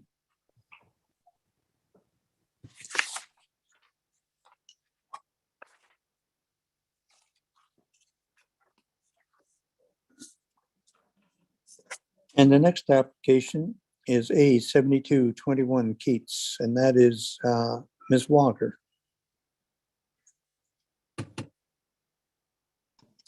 Thank you, Chair Edwards. The next application to be heard is minor variance application A 73/72/21 in the name of Keats. The subject property is known municipally as 3165 Muskoka District Road 169. I would direct committee's attention to the submitted site plan starting on page 267 of the agenda package. The purpose and effect of the application is summarized as follows. The applicants propose to construct a sun deck addition with the required side yard setback on an undersized lot. Notice of this public hearing under the Planning Act was circulated 11 days in advance and 4 submissions have been received to date. The first submission is by Tim Sopko, the Township's Public Works Technician. The Public Works Department has no comment. The second submission is by Nick Snyder, the Township's Chief Building Official. The Development Services Department has no objections. The third submission is a letter of support by Ken Patterson, a neighboring property owner at 1004 and 1005 Maple Avenue, the locations of Lakeland Windows and Doors. The fourth submission is a letter of support by Nick Jensen and Eden Backlard, neighboring property owners at 1003 Maple Avenue, where the store Birch Bark is located. Staff have prepared a detailed report for committee's consideration. If committee is considering approval of minor variance application A-73/21 Keats, staff recommend the following condition: that an existing steel frame tarp shelter be removed. Staff have no further comments at this time and are happy to answer any questions from committee. Thank you. Thank you very much, Ms. Walker. And is the agent or owner, the applicant here? Okay, bring them in, please.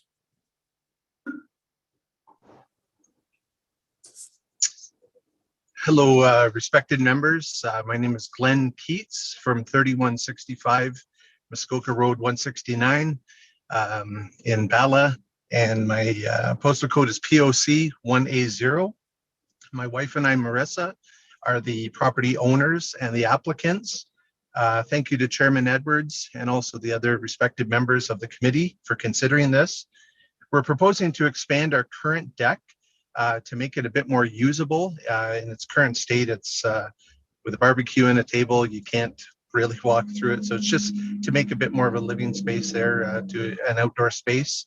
The variances we've requested are for minimum lot dimensions and interior side yard setback. I do apologize to Caitlin for not addressing the steel framed shelter on the site plan, as our intent all along was to remove this. I would tend to agree with her. It's an eyesore, so we have full intention to remove it. The only other comment I had myself was under point B. The final note was there to, the recommendation was made to recommend zoning be changed to C3. However, we would request it stay as C4 as we use it for permitted use under C4. That we're a excavating landscape company, that we have some parking there at times. It's not a sales yard. We have no clients that come there, but it's just it's purely for use, I guess, under the definition of contractor yard. And if anybody would have any questions, I would certainly entertain those. Thank you. Great, thank you very much. Is there anyone else here wishing to speak in support of this application?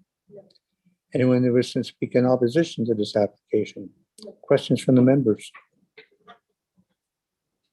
No questions? Moved by member Bosworth, second by member Quinn. Be it resolved that application A 7321 Keats to permit the construction of a sun deck addition onto an existing sun deck and is hereby approved with the following variances being granted. 1, to permit the enlargement of an existing sun deck on an undersized lot.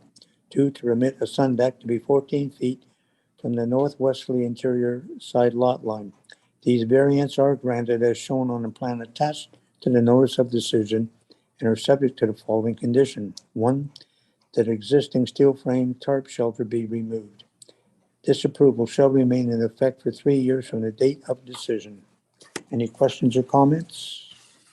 All those in favor? That's carried. Thank you very much, Chairman Edwards and respected members. Thank you. Thank you. And Next application is A 7321. Pardon? A74, that was a typo. Oh, 74, okay. Okay, there's typo there, A 74.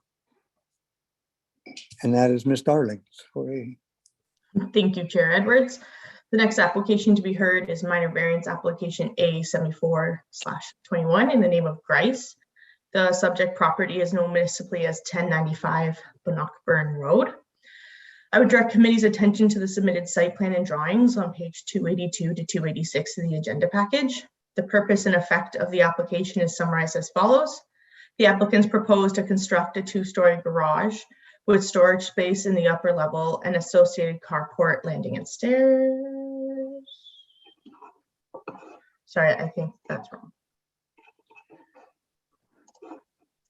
They all sounded similar this round.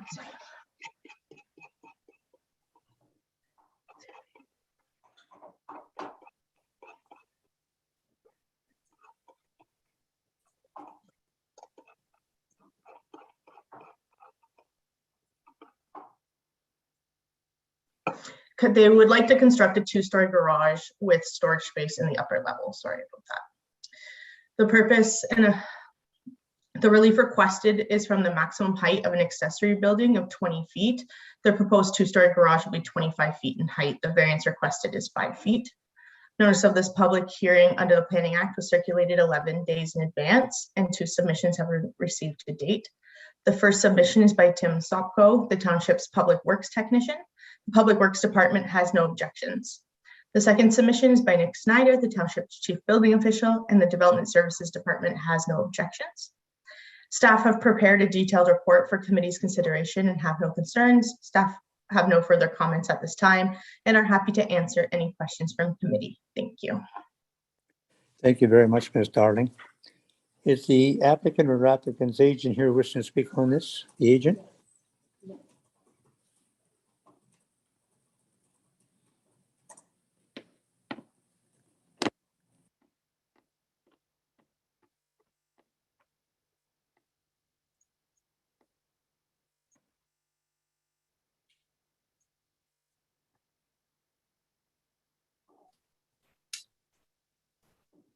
Good morning, Chair and committee members. I'm acting on behalf of Greg and Margaret Grice. I don't have anything further to add, but I'm here to answer any questions. I need your full name, address, and postal code, please. Sorry about that. It's Jessica Coker with Due North Design and Drafting Inc. at 5 River House Lane, Huntsville, Ontario, P1H2J3. Okay, thank you very much. Is there anyone else here wishing to speak in support or opposition to this application? No? Questions from the members? Yes, Mr. Bosworth. I think we need to add. Go ahead, Rob. It has a bathroom as well. So one more attribute of it being a potential for being a living quarters. I think staff had recommended moving the bathroom. So I think we should have that taken out. And again, have it registered on title through a site plan agreement. Bryce, would you like to add that? Because it does have a washroom in it. Sorry, I just didn't catch that one piece from Rob. Does he want the bathroom or you want? Now, what'd you say about the bathroom? Well, I think the report by staff suggested it should be removed because they're not allowed in storage spaces and garages. What's that? I think there was one the last month where we said it was on the first floor, and that there was one on the first and one on the second. We turned it down.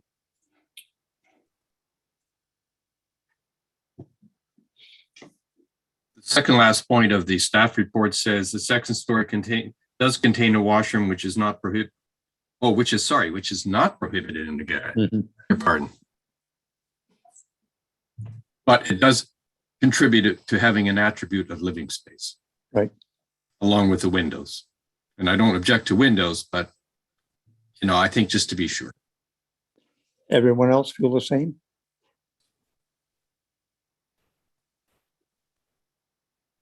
Yeah, we need the same kind of thing, that says no living space. I don't think we need to remove the washroom, but we need No. the clause that says no living space. Agree. Yes. And that, Jessica? Yeah, I was just wanting to comment. The purpose of the storage space above is to move things from the boathouse up into the garage in the winter, just because they have experienced flooding in the past and lost things. The washroom is solely to have a place to use, that they don't want to put on the main floor, just to take away space from the main floor of the garage. But I don't see any problem putting it on title either. Okay, thank you.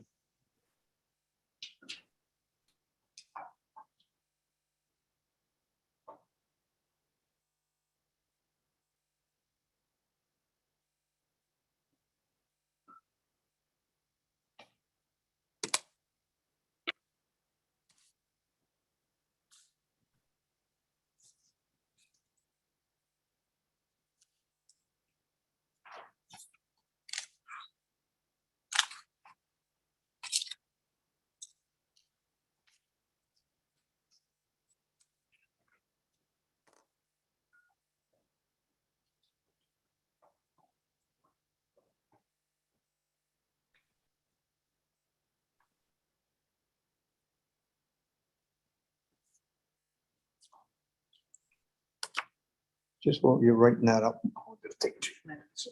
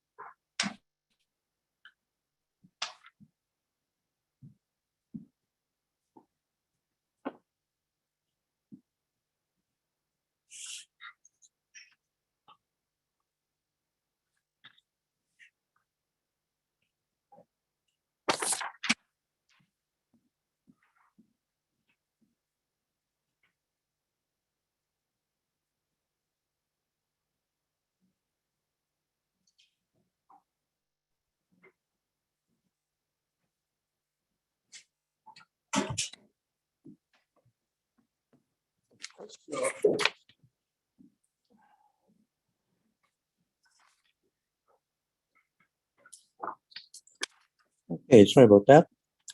Moved by member Grogan Green, second by member Creaser. Be it resolved that application A 7421 and that Grease to permit the construction of a 2-story garage with storage space in the upper level. An attached carport is hereby approved with the following variance being granted. 1, to permit a 2-story garage with a storage space in the upper level and attached carport to be 25 feet in height. This variance is granted as shown on the plan attached to the notice of decision and is subject to the following condition. 1, that a site plan agreement be entered into where the owners agree not to utilize the upper level floor area of the 1-story garage as habitable floor space. This agreement shall be registered on title. Any questions or comments?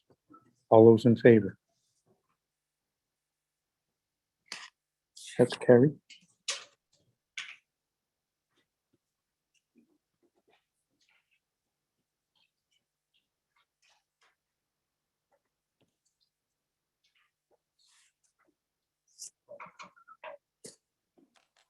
And the next application is unfinished business. That's A 4521 Silverberg.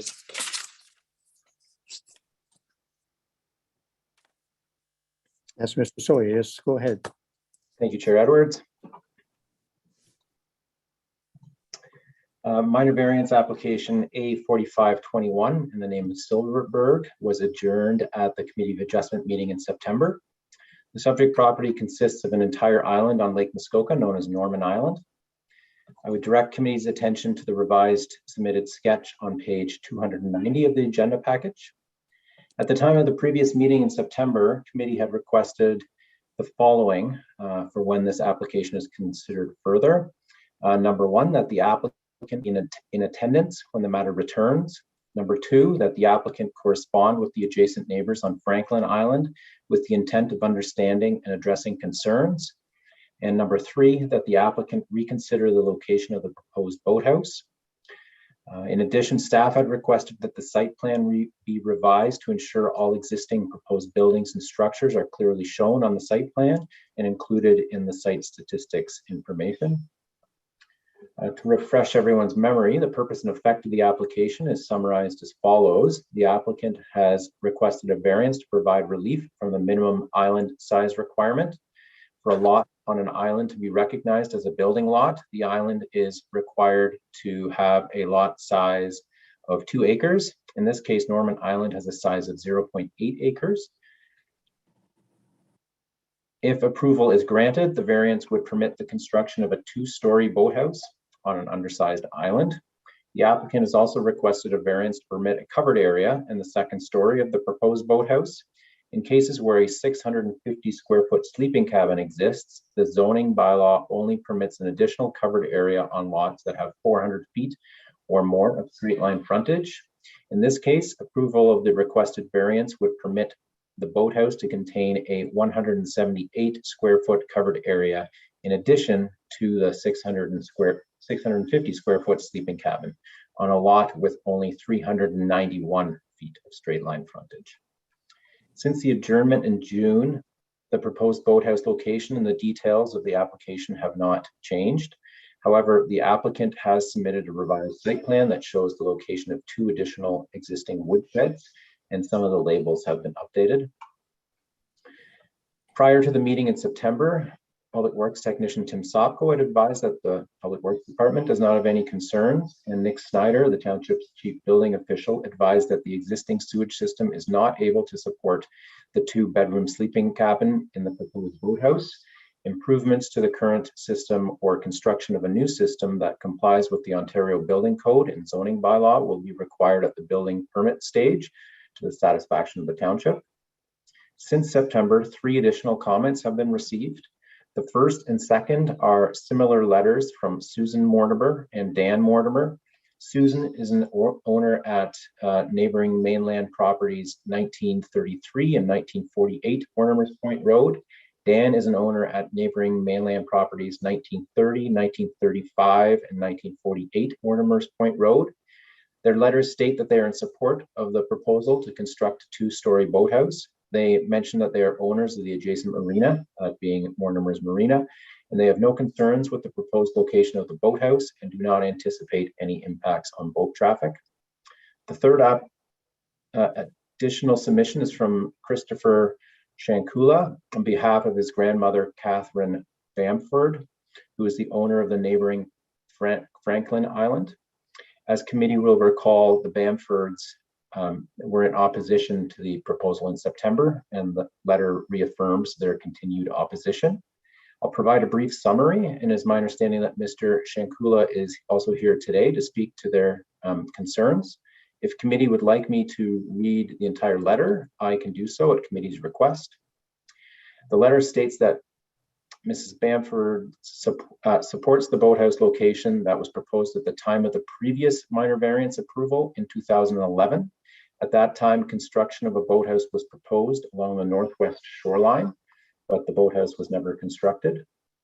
The letter mentions that at the time of the 2011 approval, staff had recommended that the proposed boathouse be located on the westerly side of the island, where it would not be located within a narrow water body.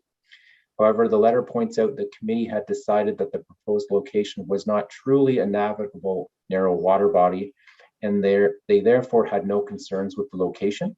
Therefore, the letter asks committee to reaffirm its decision from 2011 and require the boathouse to be located in the previously approved location on the northwesterly shoreline. The letter also states that all other surrounding properties are located further from the now proposed boathouse location than the Banford's property, and it is the Banford's property that is predominantly affected by the proposed location.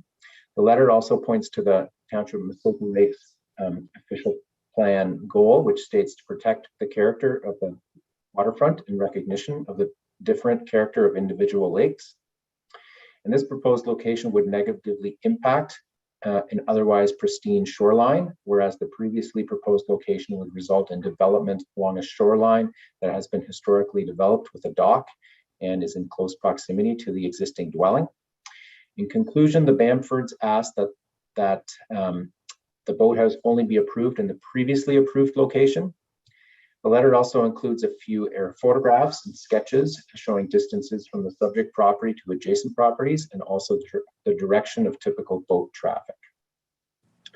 Staff have prepared a second planning report to update committee. And if committee is considering approval of the application, staff have recommended several conditions.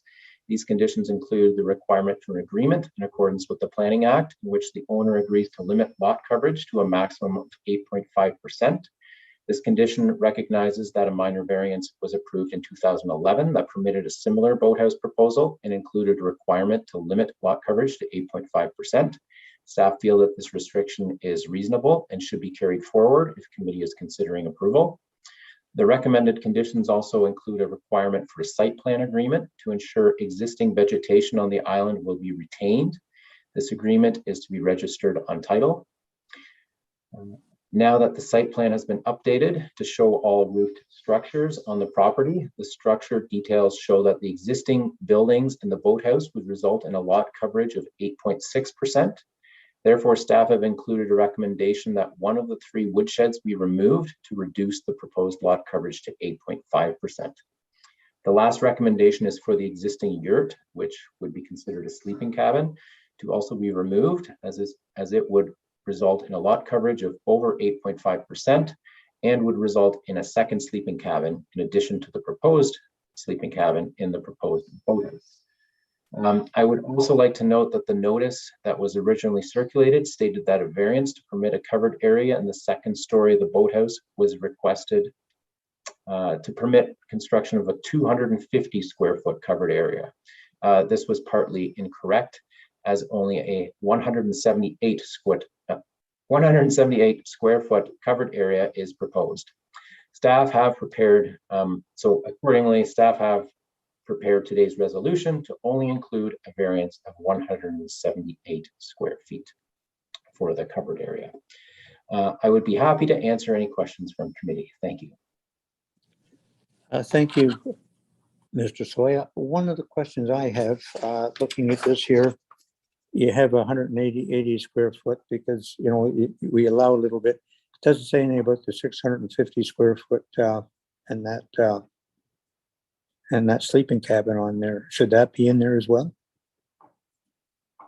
So the variance for the covered area is only required because a covered area is only permitted on lots that have a frontage of 400, straight line frontage of 400 feet. And this island, the way that straight line frontage is measured on an island, has a straight line frontage of 391 square feet. Okay. So therefore, only a variance is required for that to permit that covered area. Okay, thank you. Okay, and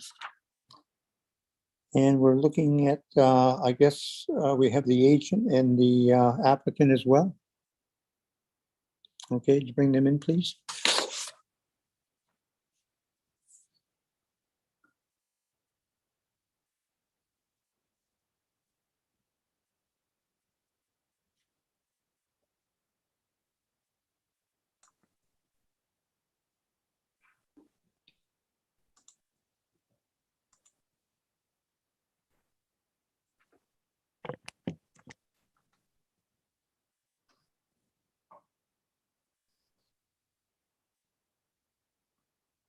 Okay, and that Ms. Poirier, would you like to go ahead?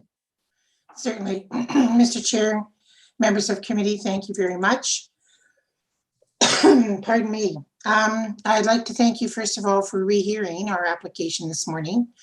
As staff noted, this application is seeking to have a mirrored location of a boathouse that was pre-approved back in 2011, a minor variance that was granted for the boathouse. As staff pointed out, and as you recall, you deferred a decision on this application 3 months ago.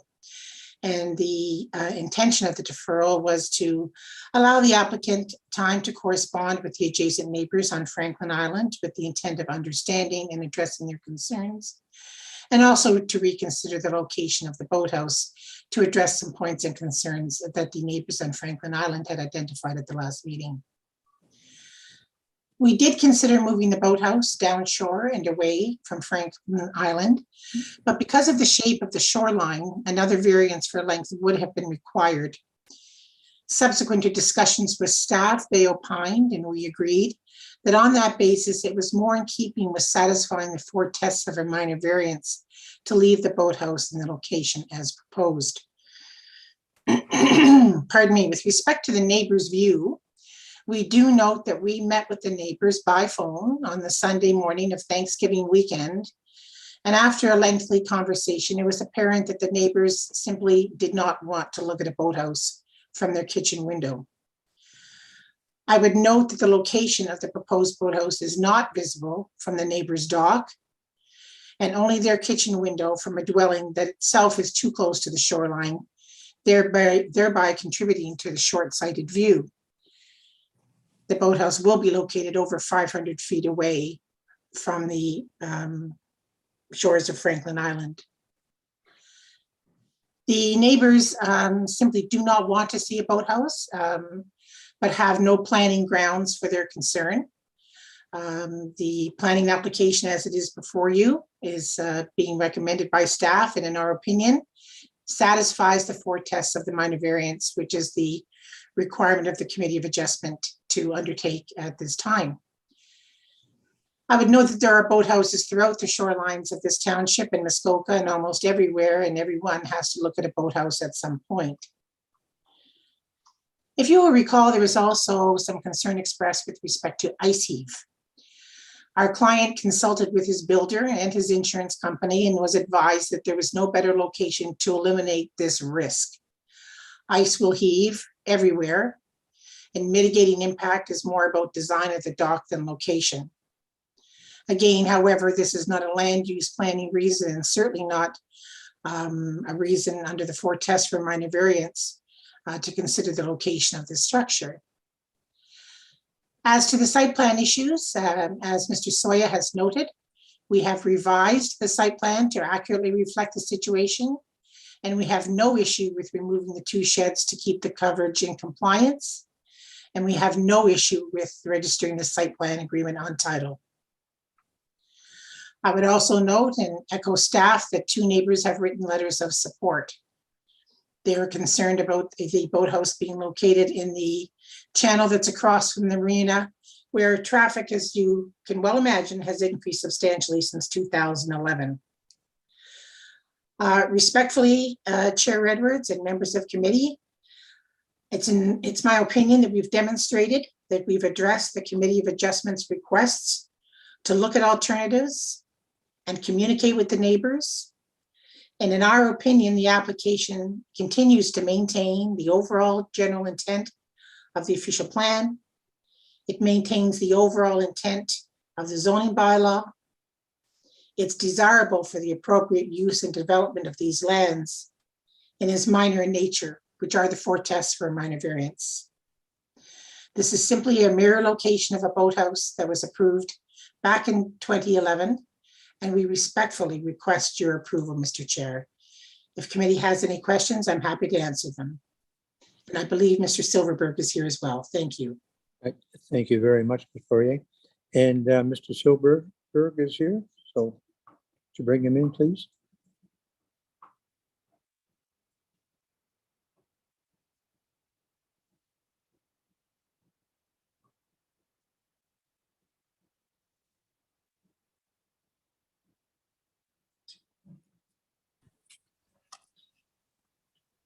Hi. I have to apologize for my attire. My son's an aspiring water skier, and we're with a relatively famous coach in Florida. So, Okay, very good. Enjoy. Need your full name, address, and postal code, please. Eric Silverberg, 173 Strathern, M6C 1S3. That's Toronto. Did you need the island address? No, that's fine, just so we can mail you everything. Yeah.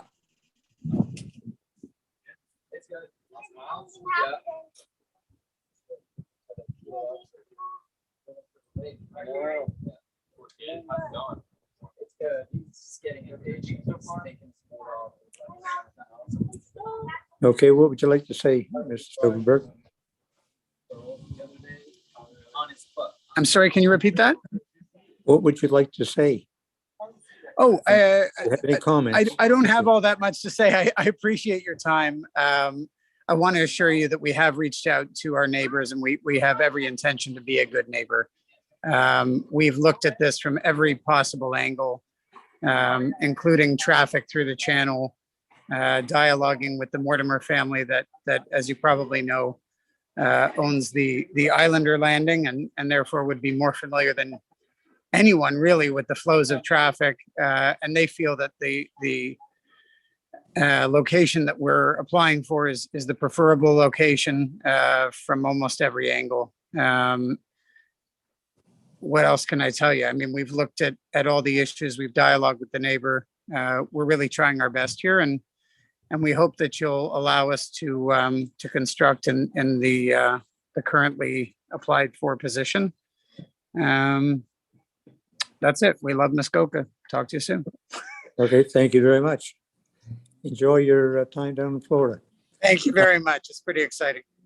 Is there anyone else here wishing to speak in support of this application? We have the delegation. Just the ones in opposition, that's all? Yeah. Okay, Yeah, they had to pre-register. Yeah. okay.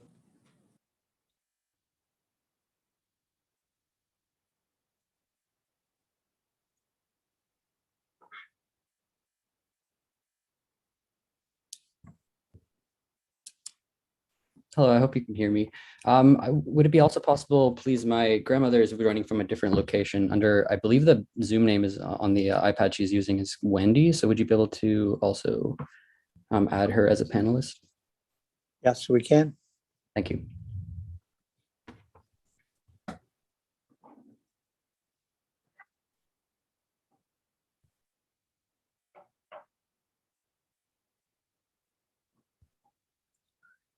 If you'd like, you can go ahead and give us your name, address, and postal code, please. Sure. My name is Christopher Schankula. My address is 21 Stonehenge Court in Bracebridge, P1L1N2. So anyway, we would like to thank you for allowing us to speak today again with regards to this application. I believe my grandmother is joining. Hope there she is. Can you test whether it works, please? And that, yes, would you like to say something? Yes, thank you.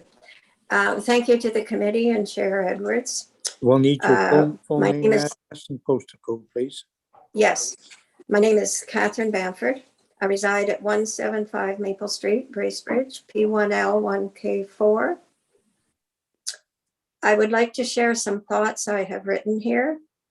As we have stated, we ask that the committee reaffirm its original decision that the north location is the optimal location of the boathouse. We graciously, at last minute notice, accepted to participate in a conference call with our neighbor, Mr. Silverberg, to discuss our concerns. Unbeknownst to us, Mr. Silverberg and Ms. Sharp were joined by Ms. Poirier. We came with an open mind to hear Mr. Silverberg out, but Ms. Poirier started the conversation by asking us if our concerns were, quote, not in our backyard, unquote, thinking. When we shared our concerns about the proposed location's proximity to our property and compared to all others, Ms. Poirier stated strongly and without basis that our cottage violated shoreline setback bylaws. Ms. Sharp had to remind her boss that our cottage has long since been grandfathered. As such, I did not feel that the other parties came in the spirit of hearing us out that position and engage in discussion. Hearing us out the committee, what the committee recommended. Nevertheless, we remained courteous and continued to consider their position and engage in discussion. We did not find any of Mr. Silverberg's reasoning for the proposed boathouse location to outweigh our concerns or those of the committee from 2011 and from September 13 of this year. We politely declined Mr. Silverberg's offer to slightly move the boathouse down the shore, as this would be functionally identical and actually even worse because of the geography of the shoreline. I've asked my grandson, Chris, to speak to more of our concerns with this application. Thank you. Thank you. Thank you. So I appreciate as well Mr. Soya for his summary of my letter. So I won't read out the whole thing to you. I will comment on a few parts of it. Firstly, I'd like to state it was not Thanksgiving weekend that we met. It was the weekend prior. Just so that we're clear in terms of that. With regards to the concerns of traffic on the lake, I have included some figures. It's simply incorrect to state that the amount of traffic through where the proposed that goes by where the where the approved location would be more than where the proposed location is. The proposed location is essentially facing out into the Kettles, which is the only throughway from Bracebridge, Port Carling, Gravenhurst through to Bala. And we see hundreds of boats a day during the summer in those peak times going by. In addition, as we've mentioned before, between our two properties, the shoal means that all boats going through that channel have to stick close to Norman Island. So they'd be going much closer to the boathouse location in the proposed location than otherwise if it was in the approved location. We'd also like to just comment on the fact that the letters from Dan and Susan Mortimer are from a married couple, and so therefore we just wanted to mention that as well. And also interesting that these letters of support were only sent after our concerns were noted, and this went to adjournment. I would like to also just read a few pieces of my letter that Mr. Soya did not touch on, if I may. So first of all, again, all we're asking is that the committee reaffirm its original and strong ruling of the boathouse being in the original location where they stated that it was optimal. And in fact, we support it being built there. We're not trying to stop Mr. Silverberg from building on the location, despite the fact that it is less than 40% of what is needed to be a building location. When our neighbors at the time, Susan and David Wirtz, applied for the minor variance, we did not oppose to it. We were not in opposition in any way, despite the undersized lot. And this is because we felt that the placement presented negligible disruption to the residents on the lake and also the natural shoreline environment, and that it made sense in terms of boat traffic, weather, and minimal disruption to the Lake Muskoka environment. As such, no one, ourselves included, spoke in opposition to the proposal from 2011. Now, Ms. Sharp at the September 13th meeting indicated that the original application or the original notice of decision stated a recommendation to move the boathouse from the narrow channel. In our view, this is at best an oversimplification and at worst a misrepresentation of the 2011 notice of decision. So to clarify, I have included an excerpt from the meeting minutes from January 17th, 2011 on the topic of the Wirtz application. It says that in response to the committee's question, Mr. Ellis indicated a staff's recommendation to relocate the proposed boathouse and that this recommendation is due to the narrow water body. Committee questioned how navigable the water body was since the footbridge links the island to the mainland and spans the waterway. Mr. Ellis felt kayaks and canoes could use this waterway. Mr. Fauner noted staff must consider all applicable official plan policies.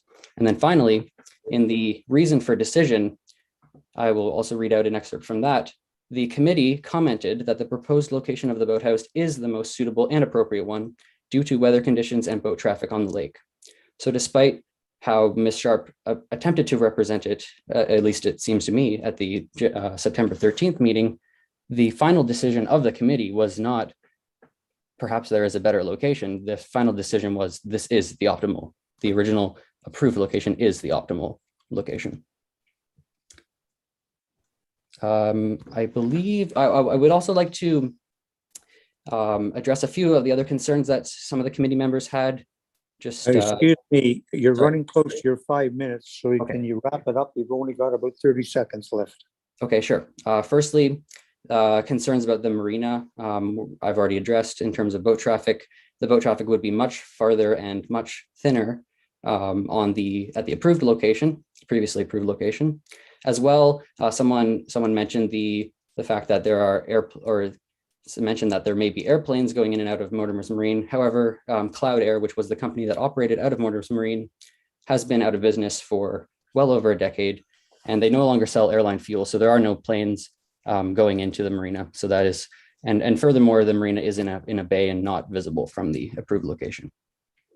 I believe all my other concerns have been voiced by Mr. Soya. And in conclusion, again, all we are asking, and we think we are being very reasonable. And to be honest, we believe that our position has been a compromise from the beginning. We are not in opposition to building on this undersized lot. We are only in opposition to the variance to move the approved location of the boathouse. Thank you. Thank you. Okay. Are there questions from the members?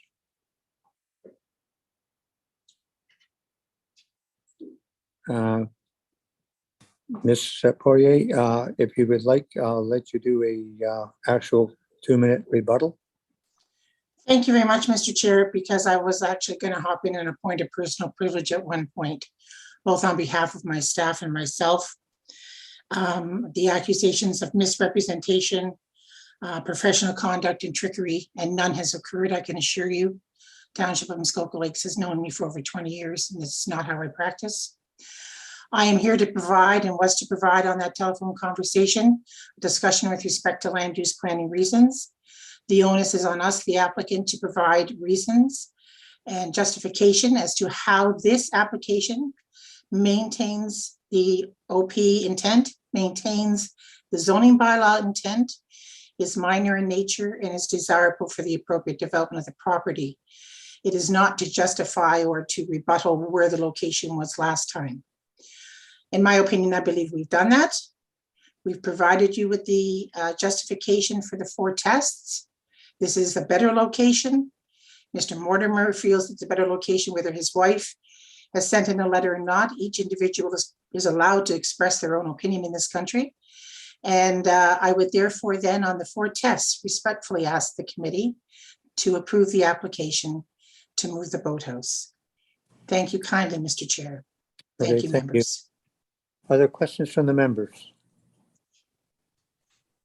Yes, okay, we'll start with member Green. Okay. I wondered if Bryce, I think it was Bryce, I could be mixed up, maybe it was Sam, sorry, to take a look at Chris's letter where he shows some diagrams. I'd like to see that. Or photos or something. He made reference to some photos that were depicted in a letter.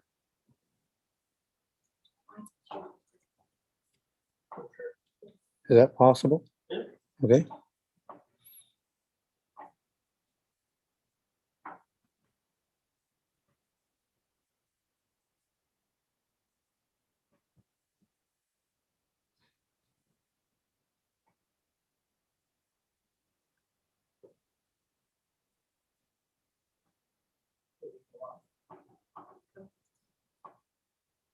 Mm-hmm.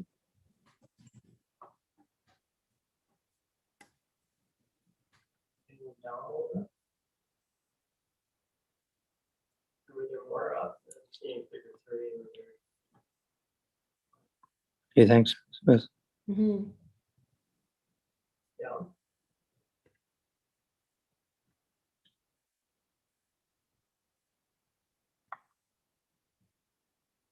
Were there any down at the bottom? Just the.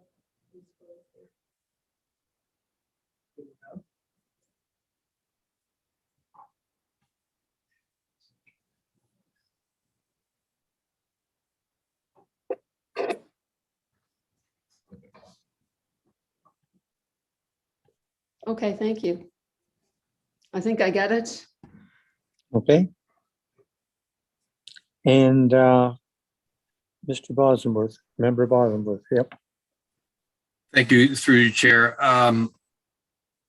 This is a significantly undersized island for what they're trying to build. And perhaps we could give consideration to reducing the built form a little bit by eliminating the sun deck, because that's one of the variances. As best as I can figure out, no planning reason for moving or asking the applicant to move their boathouse. So although I believe that the original location is probably preferred, I don't think it's the official plan that talks about protecting of the shoreline is detailed enough to tell us which side of the island to go on. I'm sympathetic to the neighbors who are now going to have to look at a boathouse when they've had nice, pristine shores. But many people in Muskoka have to look at boathouses, and times do change. So I think that's one option the committee could look at, would be to ask the applicant to remove the covered decking area. Okay, anyone else? Yes, member Quinn.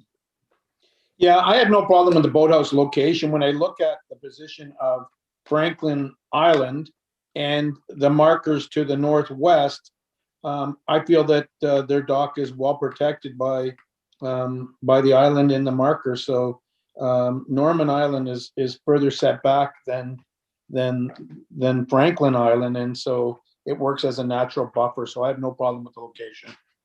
Okay. Anyone else? Yes, member Green. I feel differently. I think, you know, the former owner was fortunate to have a variance and in 2011, and the current, you know, the owners at Franklin Island did not speak up at that time because they understood that the boathouse was going somewhere else. And so I don't agree with moving it. I don't agree with putting it where they would like. And I'd like to know a little bit more about the location that the planner was discussing that would require them going further out into the lake in another location. Maybe that would be reasonable to take a look at that and handle it differently than committee of adjustment if necessary. That's my opinion. I don't like it where it's going. Anyone else? Okay, well, I'm going to read the motion and then we can actually discuss it. Moved by member Quinn, second by member Creaser. Be it resolved that application A 4521 Silverberg to permit the construction of a two-story boathouse with a covered area and associated dock is hereby approved with the following variances being granted. 1, to permit a two-story boathouse on an undersized lot. 2, to permit a second story of a boathouse with a 180 square foot covered area. These variants are granted as shown on the plan attached to the notice of decision and are subject to the following conditions. 1, that an agreement be entered into in accordance with section 45 9.1 of the Planning Act to restrict lot coverage to 8.5% of the lot area. 2, that a site plan agreement be entered into to ensure existing vegetation on the island will be retained. And this agreement is to be registered on title. 3, that one of the existing sheds be removed to ensure the lot coverage is 8.5 will not be exceeded. And 4, that the existing sleeping cabin, yurt, and associated porch will be removed. This approval shall remain in effect for 3 years from the date of decision. Any questions or comments? Yes, Mr. Bosworth. The reduced build form, I'd like the covered portion removed. Anybody else would like to see that? No, so I guess that stays in. Okay, so all those in favor?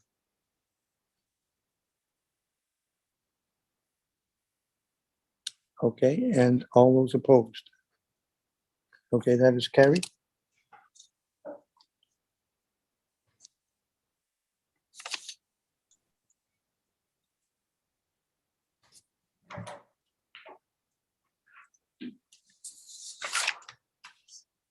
And there's no other business. Thank you very much, Mr. Chair. Good morning. Oh, good Okay. afternoon. After the afternoon now, made it. Moved by member Priester, second by member Grogan Green. Be it resolved that the meeting adjourned at 12:06 PM. All those in favor? I would just like to wish everyone a Merry Christmas and a very happy holiday and safe holiday. And enjoy it with your families. Thank you. See you.